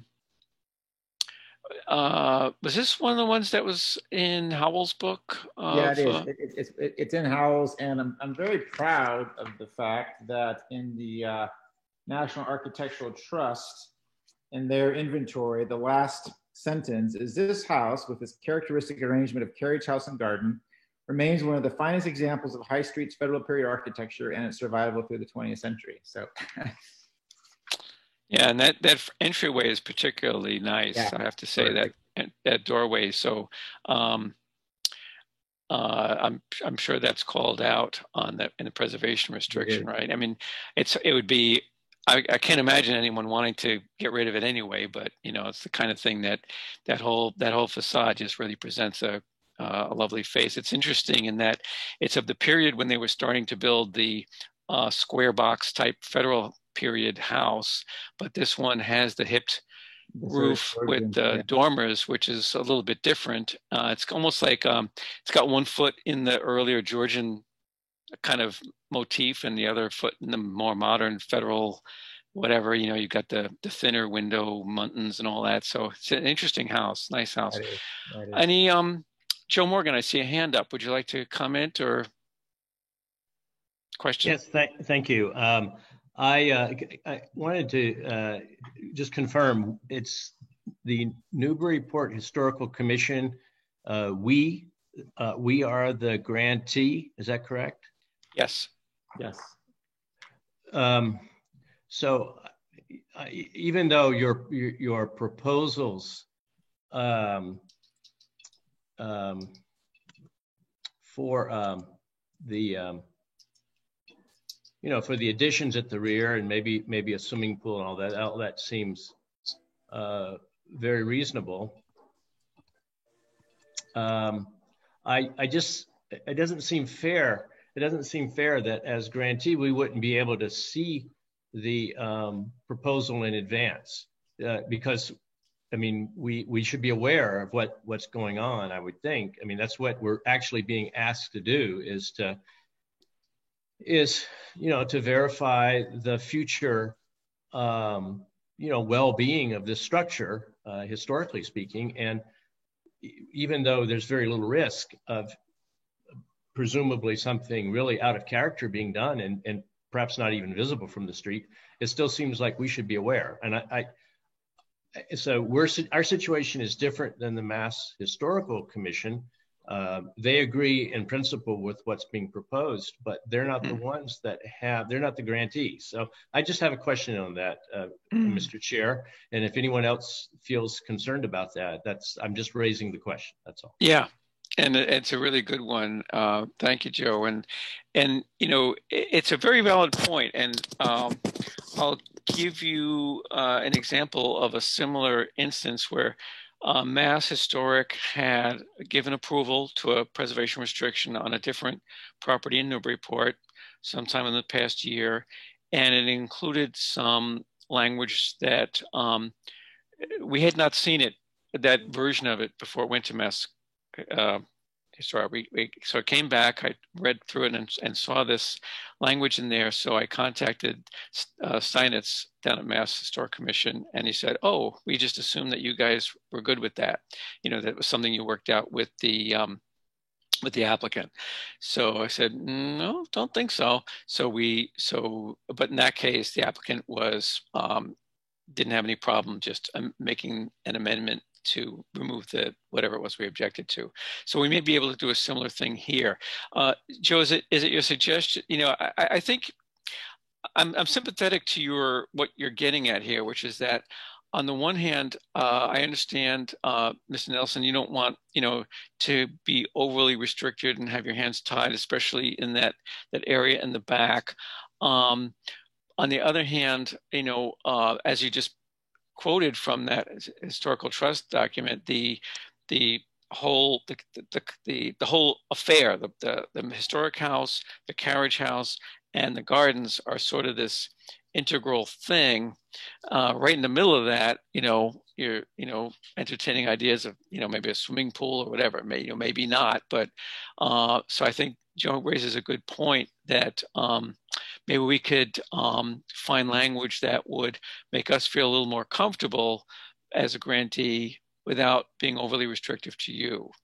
You see what I'm saying? Yeah. So two things. One is just a procedural question. I don't necessarily have a strong point of view because we weren't angling towards a swimming pool. Just wanted to recognize the garden's changed extensively. We've been caretakers of the core structure of the garden, but it's changed extensively over the years, and we've made modifications all the time. It's a living, breathing creature. But the fact that we've maintained an historic garden over 25 years shows sort of where we're aligned in terms of our headspace. And we've never had, our kids are all gone now, so there's no interest in a pool, but just wanted to preserve the optionality in terms of who knows what we might want to do.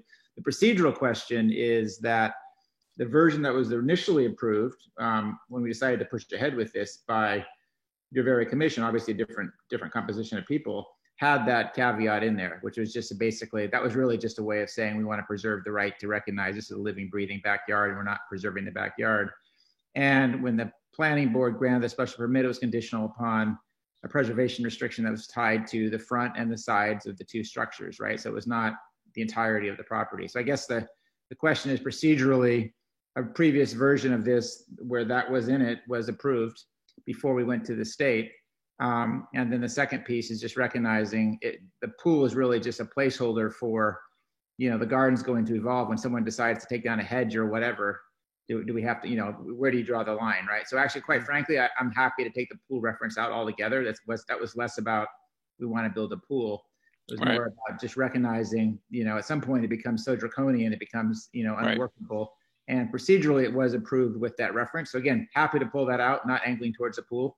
It's really just recognizing, maintaining a garden for 25 years, you make a million decisions, and that's is what it is. Yeah, and I think we can reach an agreement, Ted, because, for example, often these, I don't remember if yours has that addendum on the back where it describes what is major, what is minor, what are the kinds of things you can do without prior approval versus, for example, ordinary repairs of replacement in kind and so on. You don't need to come in for approval and so on. So there can be a similar kind of thing. For example, the garden. I understand your point.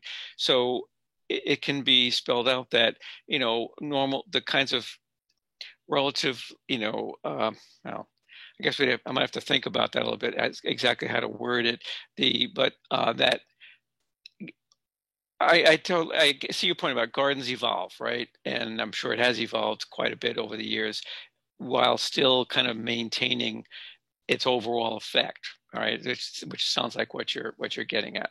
I think Joe's point is, we do want to at least have some protection against, because let's face it, in 10, 15, 20 years, probably none of, at least I probably won't be around. I don't know, who knows which of us will be around and in position to enforce this. So we want to at least have some degree of assurance that things won't get too far. So I'm trying to think of the best way to resolve this in the time we have. Yeah. Sorry for interrupting. Just, we're all aware of the debate in 15 minutes. So I'm happy to take the pool out. I mean, we put the pool in major, so it was not about a pool. So if we put the pool in the major category, so it has to be approved. That's totally fine by me. It's in terms of just if that's the issue. Okay.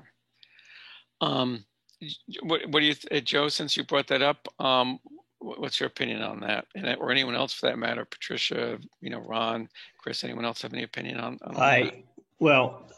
It really wasn't about the swimming pool. I could actually be pretty sympathetic to a swimming pool. That's really not the point at all. The point really is that if we're being designated as stewards in some fashion for this building, we should be aware of any physical changes made to the structure, including additions. That's all I'm saying. Okay. And I think that's a fair request. It's not to limit or restrict what can be done either to the building or the site. I'm just saying that we're being called upon to become to represent in some fashion some level of stewardship, and I just think that we shouldn't be excluded from seeing certain types of changes that might occur. I think that makes complete sense to me. Yeah, So, amen. Yeah, that makes sense. Yeah. So, all right. Just I'm sorry. So just so I understand. So, if an outbuilding is put in, or a pool, or any kind of an addition, you should be made aware of that. Yeah. Here's what I'm thinking, Mr. Nelson.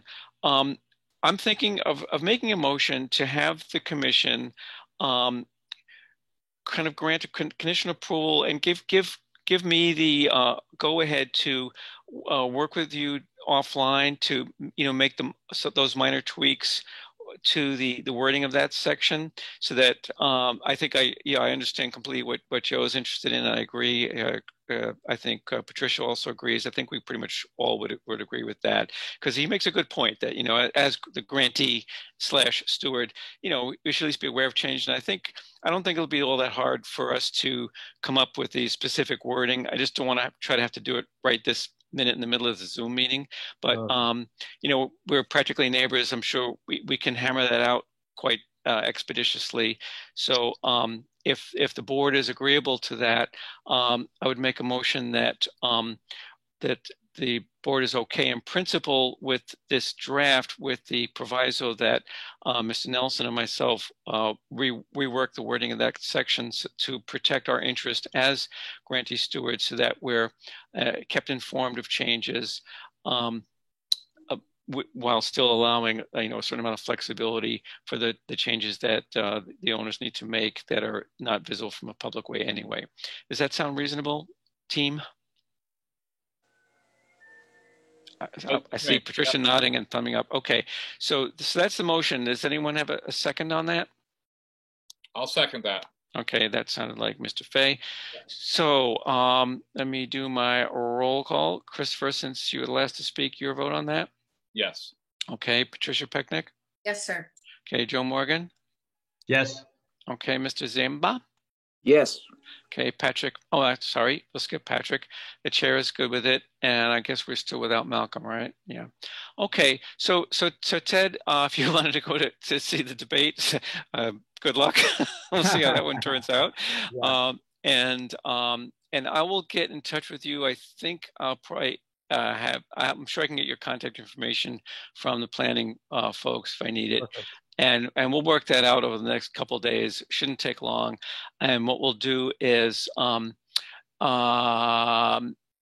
see if this is, I take this motion as that we're basically in favor with those changes, so we can then sign off on it here so that it can go back to Mass Historic for their, actually, let me go back, let me think. Oh, Andy, once we sign off, I believe if let me think. If we're making any change at all, Mass Historic will want to review it again, but this is so minor and we can tell, I don't think this is going to take long for Mr. Steinitz to turn around if we find out exactly what it is that's changed and so forth. So I don't think that's going to be a big issue, Ted, getting a quick turnaround on that change. So we'll get there, they're okay on that change and we can turn it around quickly so that you can, progress to getting the approval of the city and the mayor so that it can get the final approval and filing and all that good stuff. Right. Yeah, I think highlighted markup version, Michael Steinitz should definitely, like you said, produce a quick turnaround time. Yeah, I'm pretty confident because he actually has been able to turn something like that around in a matter of days for me on something. In fact, that example I was giving earlier, we were able to turn that around literally in a couple of days. So I'm prepared to be very impressed. And thank you all for serving on the Historic Commission. It's really important work, so appreciate it. Okay, well, thank you for that, and thanks for your work on this. And we'll see if we can't get this expeditiously resolved. Great, thank you. Okay, thank you, Mr. Nelson. Okay, not quite the last on the agenda. Last major application on the agenda revolves around 12-14 Harrison Street. An interesting DCOD advisory review where the applicant is applying for a special permit from the Zoning Board, Zoning Board of Appeals, ZBA. We need to provide an advisory review. This, you might recall, was before us earlier because at that point it was less than a 25% demo, and we had given the okay for some what was deemed less than 25% demolition at the time, but a roof line change. I'm sure you remember this. They were going to raise the roof on this property on Harrison Street. I won't go into all the gory details, but the property is currently under a 3-year moratorium that was imposed due to they're going beyond the allocated amount of demo that was in their permit. So I don't want to say too much more than that. You probably will remember that. So the goal, normally this would be fairly straightforward. The applicant would make their presentation as to what they want to do, and our charter, according to ordinance, is to provide the ZBA with a historical report. So I'll just stop there rather than say more. And who is speaking for the applicant in this case? Is it the applicant or an attorney or what? Nice. Good evening, Mr. Chairman. My name is David Mack. Can you hear me okay? We can hear you just fine, Mr. Mack. Okay. I assume you're the functioning as attorney for the applicant, right? I am, hopefully highly functioning, but functioning nonetheless. I appreciate, this is my maiden voyage in front of this commission, and I appreciate the time, and I'm sensitive to the fact that I'm, toward the end of the agenda. This has taken an unusual path to get here, but this project was reviewed back in the spring. And at the time, Mr. Gray, the applicant, was seeking a special permit for nonconformities because he had no expectation that he would need to do anything with the framing of the walls. And this commission gave its approval or recommendation to the ZBA for that special permit, and it was issued. And just for point of reference, as part of the package, there's a letter that I wrote to the zoning board on September 14th, and Exhibit B is a copy of your review. And the project proceeded, and as Mr. Gray got into the project and removed the wallboard on the interior, he was working from inside out. It was observed that the framing was not only not the original framing and had been patched, but it was in such poor shape that it could not even be preserved and incorporated into the existing structure in a way that would meet the engineering drawings that were approved by the building department. And so the framing was removed, and if Mr. Gray could go back again, he would have paused the project and advised the ZBA of what he had discovered in the building department. But he didn't appreciate at the time that but taking the framing off or replacing the framing triggered the need for a different type of permit. So after the project stopped, we conferred with Mark Griffin was representing Mr. Gray at the time. He was unavailable due to scheduling in September, so I took over. And after conferring with the planning department, it was determined that the best path forward was to seek a DCOD special permit to account for the fact that the framing had to be replaced. And so that's what we've done. The project is exactly the same. There are no new drawings, there's no new design, there's no new architectural features. The siding is the same, the windows the same, everything's the same. The only difference that exists is the framing. And Daniel Webb, the structural engineer, is available to answer questions. The project architect, Mr. Ganek, is on as well, and Mr. Gray himself. So this project has already been reviewed, but it's triggered a second review because we're now seeking a different kind of permit. Everything visible from the outside is exactly the same. Again, this commission found that many of the features that were part of the project, in fact, restored some historical significance that had been altered, particularly since I think around 1980. It's an unusual path that has led us to this point. But the project really is unchanged, and we need to go back to the ZBA to get the DCOD special permit and hopefully not have a project that is stalled for years under the ordinance. But that's for the ZBA to determine. Right. My objective tonight is to see if you have any questions as to the framing. But that's the only aspect of this project from in its entirety that has changed. So that's what brings us here tonight. And I don't have anything more to say I don't know whether Andy, I didn't realize that I wouldn't be able to share my screen since this is my maiden voyage here. I emailed you earlier a picture that from the framing that can explain as a good demonstrative aid for Mr. Webb to explain why the framing and how the framing was really deficient from a structural standpoint, and as well shows that there really isn't the original framing to begin with. It's a series of patchwork fixes that are really not even up to code either. Can you see the screen, Mr. Mack? I can. Yeah, I'm actually, David sent the email at about 7:20 p.m. Yeah, I apologize for that. Yeah, I'm pulling it up now.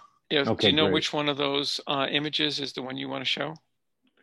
I sent it to Andy after. It's not part of your package, but it's only one photo, and hopefully he can bring it up, and then Mr. Webb, there it is. Oh. Mr. Webb can then walk us through that. Oh, okay. So this is the photo you wanted to show? Yes, okay. Correct. I guess this might be where I come in. I think that's a good thing. Who's speaking? This is Dan Webb, Webb Structural Services. I was retained as the engineer for this project. Okay, thank you. So I think, a pitch is worth 1,000 words, and this one's great. I think, starting from kind of right to left on the screen, short of my chicken scratch notes that part of them are even illegible, I think, but you can see over on the right, zooming in on it, is a little bit more of the original framing of the building, just by the characteristics of the wood. And you can even see how perfect, thank you, how poorly configured it was. There could have also been a window alteration in this area at some point in time. But you can see how the framing is, clearly not up to code. The spacing is not appropriate. Wall sheathing is acting more as a structural element than a sheathing element. And, the window is certainly not supported properly on its sides.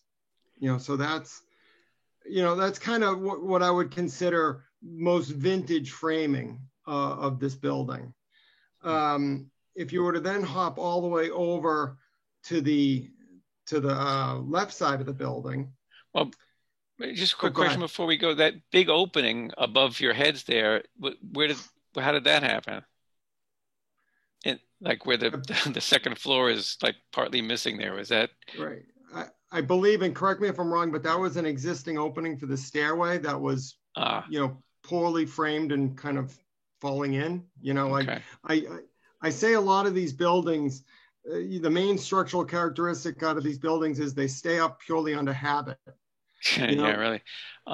Yeah, and am I seeing this photo right? Like there's two gentlemen on the left and window right behind them where it looks like there's a stud that just stops, and rather than going all the way up to the upper plate. Am I seeing that right? Oh yes, you are.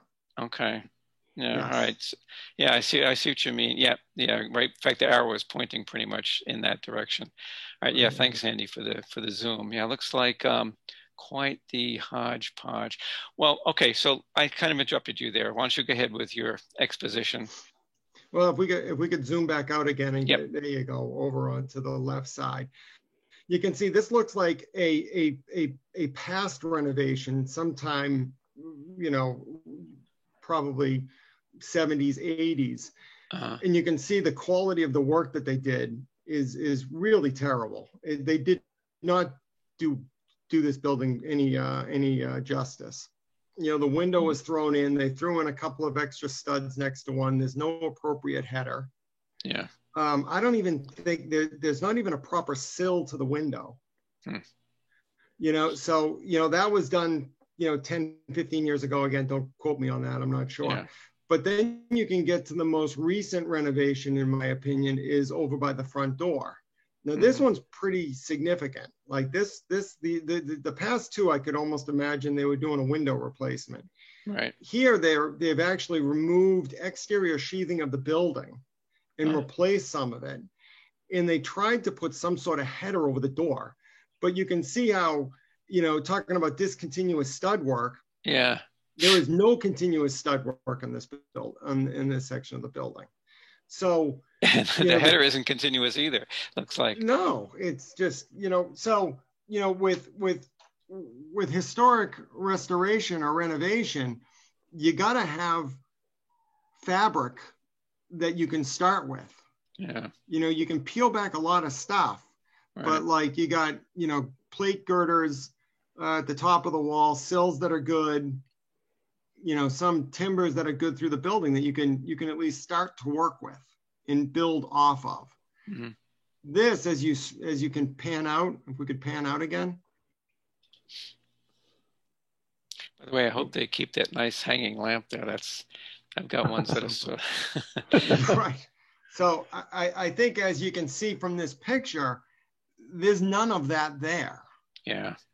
You know, there's just, you know, and it, you know, and I rely on contractors, you know, being an engineer, you don't necessarily want to get into the nitty gritty of means and methods, but, you know, I would venture to say, I wouldn't be a stretch to say this became a safety hazard. Mm. Yeah, I do see. So I see some braces there that are from, you know, that obviously tie into the old timbers, but and you can see on the second floor, there are some of those. So how much of that timber framing is left at this point? I would have to. Yeah. Oh, Mike, are you there on that? I'm here. The plans called out for a total interior demo with all new structural framing for the floor joists and ceiling joists. I see. So there is no existing timber framing that could be saved. So we had plans drawn to, which were submitted and approved upon, and this is all gone now. Oh, okay. So that so to the left of the entrance here, where we're seeing that timber beam with the old style joists, sort of not what's the word, set into it. I forget the term, but anyway, you see what I'm saying? Like, so that's all. You're saying that's already gone because you're going to reframe the whole thing. It's conventional framing. Yeah, I see. And typically, you know, when we enter into these kind of projects, you know, the expectation is to save something. Yeah. You know, you never want to be tearing down entire walls, you know, just for kicks. You know, when we were on site looking at this, you know, my drawings did say, you know, sister every wall with a new 2x6 wall to reinforce it. But I think it became pretty evident that there was no sistering to be had here. Yeah. Okay. Was there any documentation of what you know, as you got into it? Did anyone bother to, you know, other than, you know, photos kind of like the one we were looking at earlier, any other photos, you know, from the purposes of a historical report by us, you know, that would be helpful. So is there any documentation of what was there in any way? There are some pictures. I think David submitted a package to Andy that had some pictures that we thought best depicted what we were dealing with.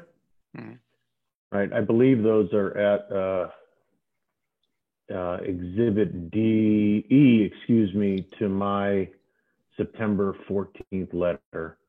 I think that's all there is. But there were a series of several photos, yeah. Yeah, I'm pulling up the information here. All right. Well, okay. While Andy's doing that, I was just really curious, and, you know, I kind of kicking myself for not asking about this when we had the initial review, that like I'll read you a brief excerpt from a letter from May 19th from Attorney Griffin about why, you know, he's saying, and I'll quote here, quote, the project, quote, does not trigger the requirements for a DCOD special permit. The demolition threshold was not reached as no exterior building walls are being demolished. That's right. It actually says no exterior building walls are being demolished, unquote. That was before, I'm sorry to interrupt. Yep. That was before we had stripped the sheetrock and saw what we were dealing with on the inside. Yeah. So what the thought was that you could just strip the interior, and because the raising of the roof, like how was that going to be accomplished from an engineering point, without doing any wall demo? I'm just really curious about that. Well, you don't necessarily demo the walls, but you do reinforce them to a state that they are load bearing, right? Capable. So right. it isn't uncommon to, with a structure that is suitable for reinforcing, to lace in new material, right, to make it code compliant to today's staff. Right. So okay. So the idea is you take off the interior wall, since you're demoing the interior anyway, and then you could get in there to do any reinforcing. Is that the idea? Correct. Okay. Okay. Looks like there's another beam right where it says first floor east wall. Looks like another beam that's cut off. Anyway. All right. Are these the photos that we were looking for earlier? Yes. Oof. Now that wall, yeah, this looks like it's looking towards the river. Yes, it is. Yeah, there's that bulkhead for the cellar entry there. Yes. And can you just clarify what is being asked of the commission right now? Well, yeah, as I understand it, and I'm sure Andy can correct me if I'm wrong, is that we have to, our role is to give a historical report to the Zoning Board of Appeals about the historical characteristics of the house. Unfortunately, many of those are now no longer in existence. So that's why I asked my question about documentation. What documentation might there be of what was there before some of this demo was done? Mr. Richards, yes. What you're looking at right now wasn't done by me. This was done by the previous owners. Really? The exterior wall that you're looking at right there, not the bracing, but if you're looking at that exterior wall, that's not me. That the existing framing had been taken out a long time ago and reframed to what you see here right now. Yeah. Okay. So those are those like regular, like 2x4 studs? Yes. There? Okay. Yes. If I may interject, this is Mr. Mack again. I think this is kind of it's an unusual situation, I'm sure, because really the review has already been done, and from an historical standpoint, all the features that really were at issue before when you reviewed this are the same now. The only thing that's different is the removal of the framing that didn't even it isn't even clear that it was the original framing at all, and it's not even safe according to the engineer. So from where I stand, it's kind of challenging because you're trying to do something retroactively, but it's really that if I could submit that the document or review that you would provide to the ZBA would be, if I were writing it, would be that you just restate the review that you made in May, and with the only changes not being, of any, being necessitated by the structural deficiency of the framing, and not, having any substantial detrimental effect on historical features. Okay, Something along those lines. The time for the applicant's presentation is up. I'm keeping track of 15 minutes, and I'd like to know what is expected of the commission. Are we voting on historically significant and preferably preserved? No, it's Patricia. It's one of those. This permit is where we have to. It's a little bit like the Institution for Savings. We have to prepare a historical report. In this case, it's not for the planning board; it's for the ZBA. So the ZBA is the permit granting authority here. So they're looking for a permit from the ZBA. So we don't need to make a motion. motion on, in fact, we already did that. We voted and it was deemed historically significant and preferably preserved back some, a few months ago. And they had the okay to, well, let me make sure I'm not making a mistake. No, I think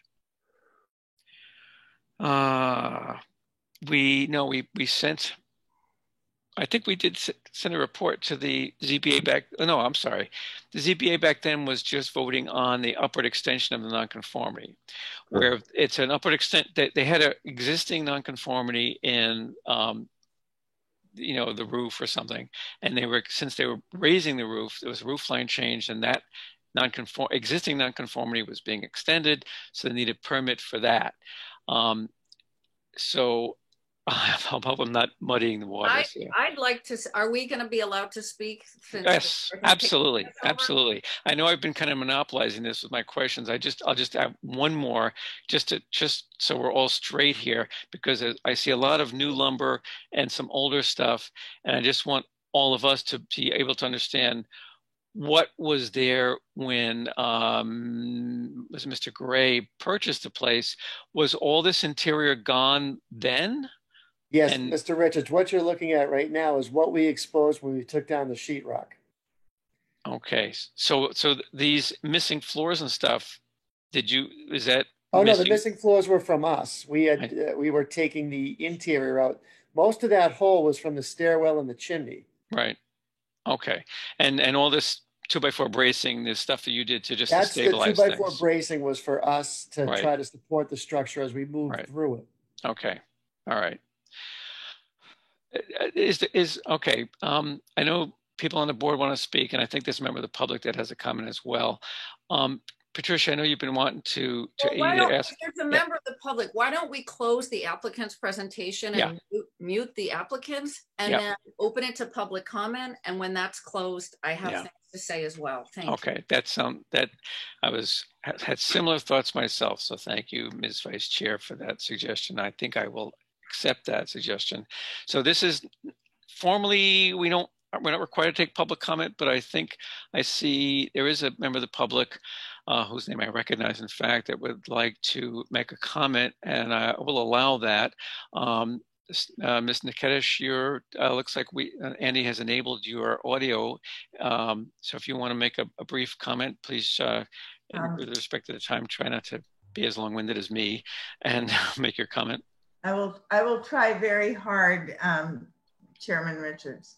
Well, it's a low bar. Nikitich, 93 High Street. I have followed this application from its beginning. So my concerns may not be so much addressed to you, Mr. Chairman, as to Director Port. This is this is happening backwards. So you're looking at a project which is currently under a zoning violation and building stop order. Mm-hmm. And the zoning violation appeal was continued to way after this. So this is, I think, it's a legal manipulation of the public's process. And I disagree with it. And I think the planning office should have stopped it. And what you're talking about, all of this discussion, which has become very long, I think, is an attempt through photographs to prove to make findings under our DCOD ordinance that the applicant never bothered to find in the first place. And again, because I would prefer that the appeal had gone forward before you had to do anything else as the historical commission. This is Director Port. No, Andy,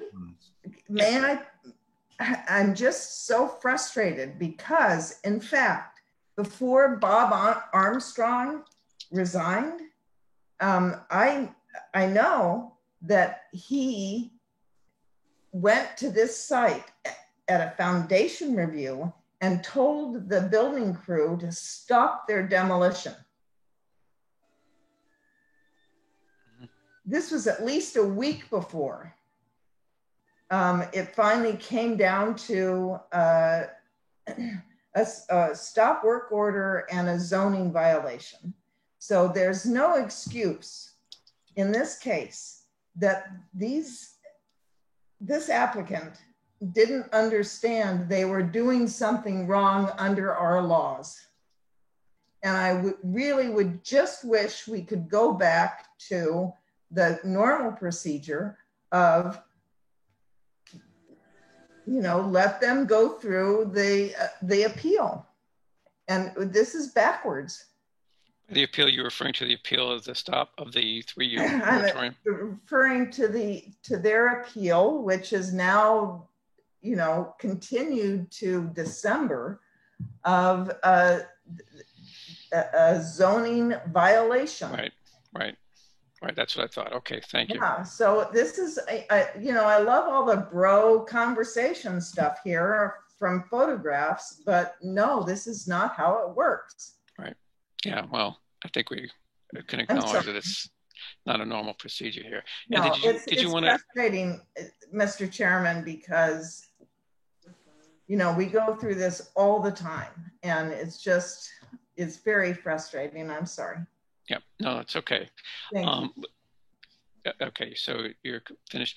Andy, did you want to respond to Yeah, I just wanted to make sure Ms. Nicotic was finished with her comments first. I just wanted to respond to that. Are you all set, Stephanie? Or yeah. Okay. Yes, I just wanted to clarify there are several different things going on right now, as Ms. Nicotic has pointed out. There's the appeal of the enforcement that was issued by the zoning administrator and the building commissioner, telling the property owner and the contractors to stop doing work on the property until this issue was resolved.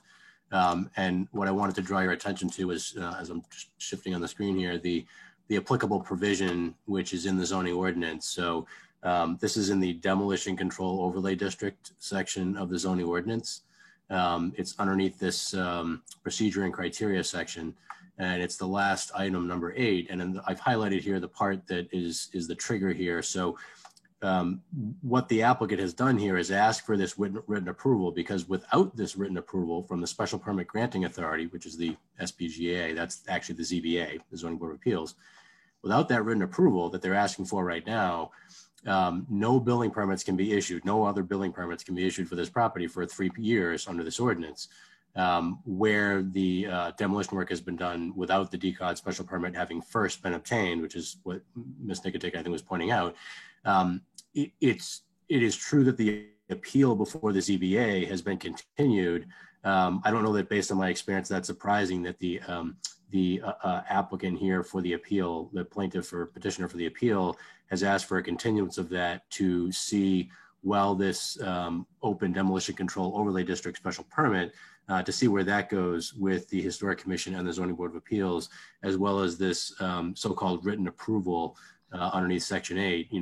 Either one of those potentially acting as the Zoning Board of Appeals written approval to proceed with the project or to do any type of work on the property within or before that 3-year period is over, because it's right now automatically engaged. But again, the Zoning Board of Appeals decided to grant an extension of that request for the appeal, so that could be considered at a future date. And I think that obviously what, as Stephanie and everyone else here this evening is aware, the Historic Commission is expected to comment on essentially an after the fact demolition control overlay district special permit.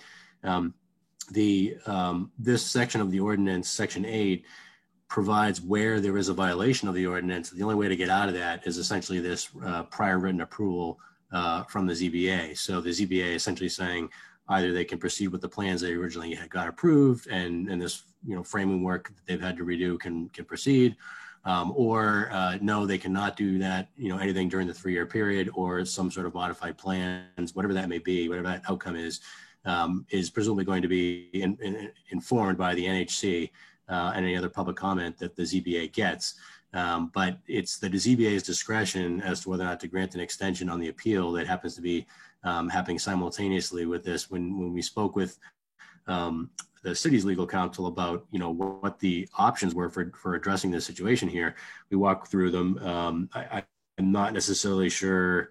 I won't speak to the merits of the appeal that have been filed, but there was discussion of this written approval section, which is clearly written to the ordinance as the mechanism by which to address the 3-year ban should an instance like this come up. And then there's also the DCOD special permit, which I think the awkwardness, and I think the chair was alluding to this right at the beginning, the awkwardness with this one, I guess, the unusual situation we have here is the Historic Commission might normally be saying perhaps the building, has some value to it, and features that should be preserved, and perhaps you might typically with this ordinance provision, you might recommend that the ZBA hire a consultant to take a look at that and sort of do a peer review inspection of the structural elements. However, we don't really have the same structure there today, so it's hard to see how that peer review could actually happen today in the way that it was normally originally contemplated to be done in the ordinance prior to demolition work.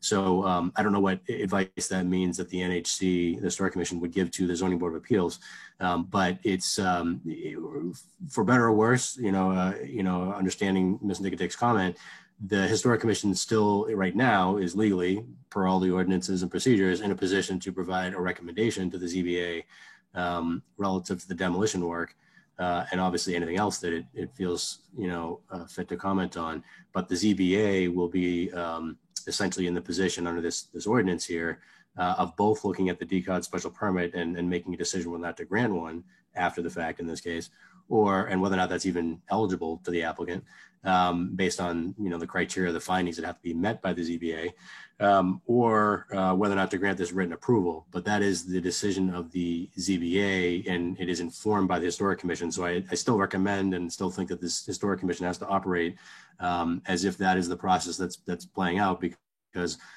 whether that may be frustrating to certain parties or not, that is the legal framework that we're all stuck within right now. Yeah, thanks, Andy.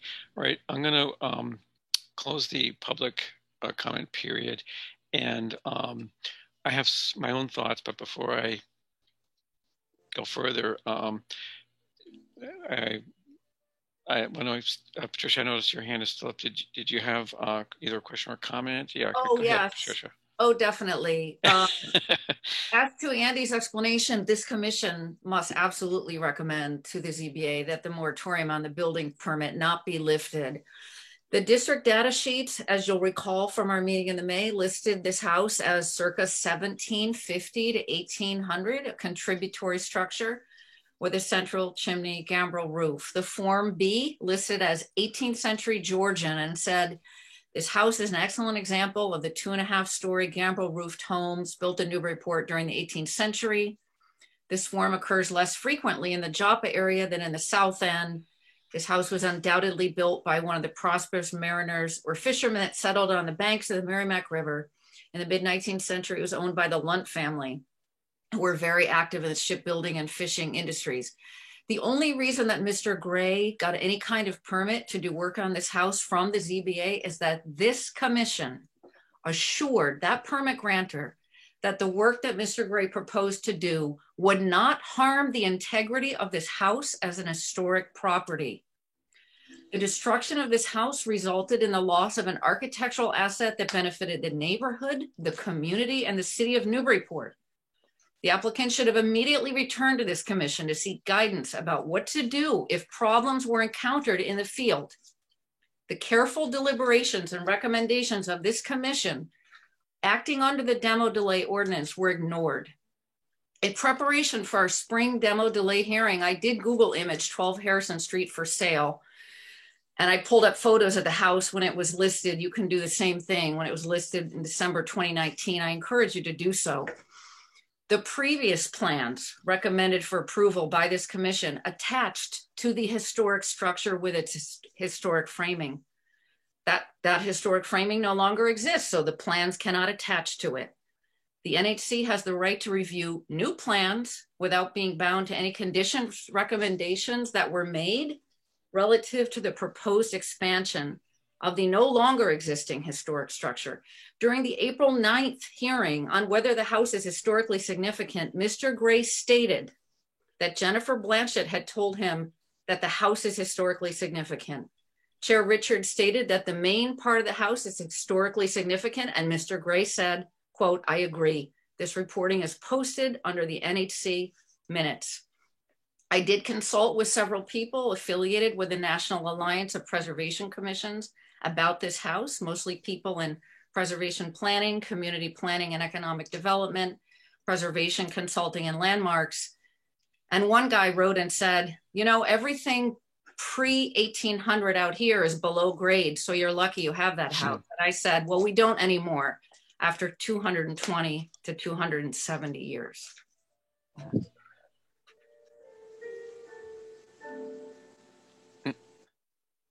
Thank you, Patricia. Were you all set? Okay, I see you nodding. Your hand is still up, by the way. And I'm glad we have your video back as well. Yeah, I'll just, while I made a little note that kind of summarizes my thoughts, that it's very sad that this, what was a lovely old house, has been lost, but that probably happened nearly 40 years ago when it was converted into apartments. I suspect that's when a lot of this damage was done. But anyway, how about anyone else on the board like to make a comment before we wrap this up? Yeah, I will. That sounded like Peter? Yes. Peter. I second and thank Patricia for, I second Patricia's comments. I thank her for the research and the specifics and quoting the record. All of that is good. I fault her for several times referring to this structure, but she did pull out at the end and say that the structure no longer exists because we're talking about something that isn't there anymore. I sympathize with Mr. Gray because it is true. You can't see inside the walls and you start to work and things are in rough shape. So Chairman Richards, the point that you just made that the building that we're lamenting its loss was probably lost decades ago. And there was no way of knowing that until opening it. However, I think it was Mr. Mack who read from Mark Griffin's letter from back in May, where Mr. Gray's own attorney said that that there would be no intentional demolition of the structure. Yeah, I read that. Yeah. So, given that the applicant and his attorney both put that in writing, that there would be no intentional demolition, and given that we know that such demolition is significant, in other words, removing the building, it's reasonably significant.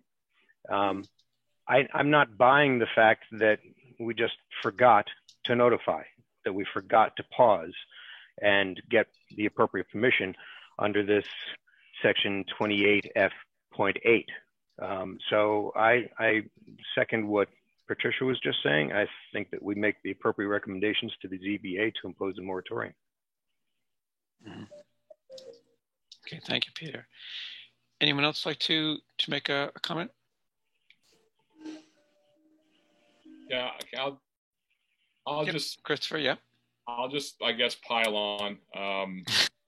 Yeah, I personally do not understand how, after what I recall to be two different meetings, one in which the applicant brought an attorney, the attorney lectured this body about what we were allowed to decide on or not to decide on. And after I thought were relatively clear about the historic nature of this home, and that's our purview to determine that the applicants and the people working for him, including the attorneys, continued to demolish this house. It just boggles my mind that nobody would have stopped and said, uh-oh, we have a problem here. Okay. I can see it if you don't go through the process and you just figure, well, you can do whatever you want. But we had been through the process. And twice, I believe it was twice, assurances, I'm not going to do this. We asked them to change the design. We raised concerns about features of the house that we didn't consider historically accurate, like a roof deck. And yet here we are. And then you wake up one day and you go, it appears that the house is sort of gone. You know, this was assured to be an improvement on the house. That's what the neighbor said, this will be an improvement. It does not appear to be an improvement. And that's all I'll have to say on this one. Yeah, thank you, Chris. I'm frantically typing down these comments to capture them. All right, well, unless there's any more comments from the team here, I think I want to wrap this up. I'll kind of reserve the right to consult with you guys further on this. I'll put together some notes that might constitute a report, but I think given the nature of this, I'll make up a draft and we can come back to it to see if everyone feels that what I come up with as a draft is adequate to the situation, okay? Well, can I have just a brief moment? Is that Mr. Mack? Yes, please. Brief, Very please. brief. Yes, I appreciate it. First, I obviously was not at any of the prior meetings, and I myself, I was a planning board member in Beverly for close to 15 years. And certainly there were times, and I remember myself being perturbed at the fact that work was done in the field that probably should not have been done. But I do think that from where we are now, all the interior work, the framing is the thing that changed. The rest of the interior work was all work that had been approved by the building department, by the ZBA, and the issue with the framing is that all the changes that have been done to this structure were done to remove historical features, and the project is, I get it. Believe me, I get it. I've been in your position before about things happening in the field, and it's regrettable. And we stopped the work as we were told to do, and sought a bunch of different avenues to try to get the best path forward. And one would be to appeal it and spend 2 years in litigation. I don't think that helps anybody. The other is to try to figure out a way to rectify the situation and not have this eyesore, obviously, sitting there for 3 years. And if it weren't an issue of structural integrity and safety, as stated by the professionals, I'm not a professional when it comes to construction. I would never pretend to be. That's one thing, but it wasn't a preference to take this down. It wasn't to save money. It wasn't because they didn't like it. It was necessitated. And yes, it was a mistake not to stop. But the structural work that was being done in the interior to gut it, that was all approved work. The only thing that's changed is the framing. Every historical feature that was approved before has not changed, down to every single screw that will be visible from the street. Yeah, I got it, Mr. Mack. Thank you. I sort of cut you off there. Is that no? I okay appreciate it. Okay. And I am getting redundant. I appreciate it. Okay, very good. All right, thanks for your comment. And I'll just end by saying I'm sure there'll be more to come on this in discussions between the city and the owner and the applicant and all that good stuff. So we'll see what happens. All right, thank you all for sticking with it. There's actually just two more quick items on the agenda. There's the approval of the October 8th minutes. Did you all have a chance to look at those? I know I gave a minor correction to Gretchen, which she's put in. Is anyone have any issue with the minutes, or can we have a motion to approve those from last week? I make a motion to approve them, and thank you, Gretchen, again. Okay, is there a second? Second. Okay, Second. Thanks. Okay, boy, I wish I could do like I know on the planning board they do this where they say, okay, I'm gonna assume it's passed unless someone speaks up to say against, but I don't know, I'll just continue the roll. It doesn't take that long. Christopher? Yes. Okay, Patricia? Yes. Okay, Joe Morgan? Yes. Okay, Ron Ziemba? Yes. Peter? Yes. Okay, myself as chair, and I guess we're going to assume Malcolm's not around, so those are approved. Just really quickly, I know Andy just had a couple of quick, or a quick comment to make about this public comment emails to board members. Andy, do you want to just real quick go over that, either you or Caitlin? Yes, thank you. I'll be brief. I know it's been a long meeting this far. Quick discussion. We just wanted some feedback from the Historic Commission members. The mayor had a suggestion, and our office is trying to implement it to the extent that, where it technically is feasible and the board members feel comfortable with it. What we're trying to do is essentially make it possible when the general public wants to submit comments, for those comments to go more quickly and directly to the board members, as opposed to being routed through the staff then spending sometimes a good amount of time, depending on the application and what's going on with it, compiling those comments, posting them, distributing them to board members. I think that would address, there's a goal here is addressing two real things. One is that anybody who's interested in submitting comments can know that those comments are going immediately out to board members. I don't know if that's been an issue. We've been packaging the comments. For instance, the planning board, from what we can tell, likes the comments packaged before the meeting, so they're all kind of organized in one place, as opposed to sort of sporadically getting emails when people submit them, which is how they tend to come in from people. So that's one thing it accomplishes, is just having it go streamlined straight out to the board members. The other thing that is accomplished by it is just sort of one of our goals here, we might need to look into this a little further, is trying to automate that such that the staff don't have to devote time to basically acting as relays to the board, but that can be somewhat automated. So again, our time can actually be focused on more substantive actions we can take and work we can do.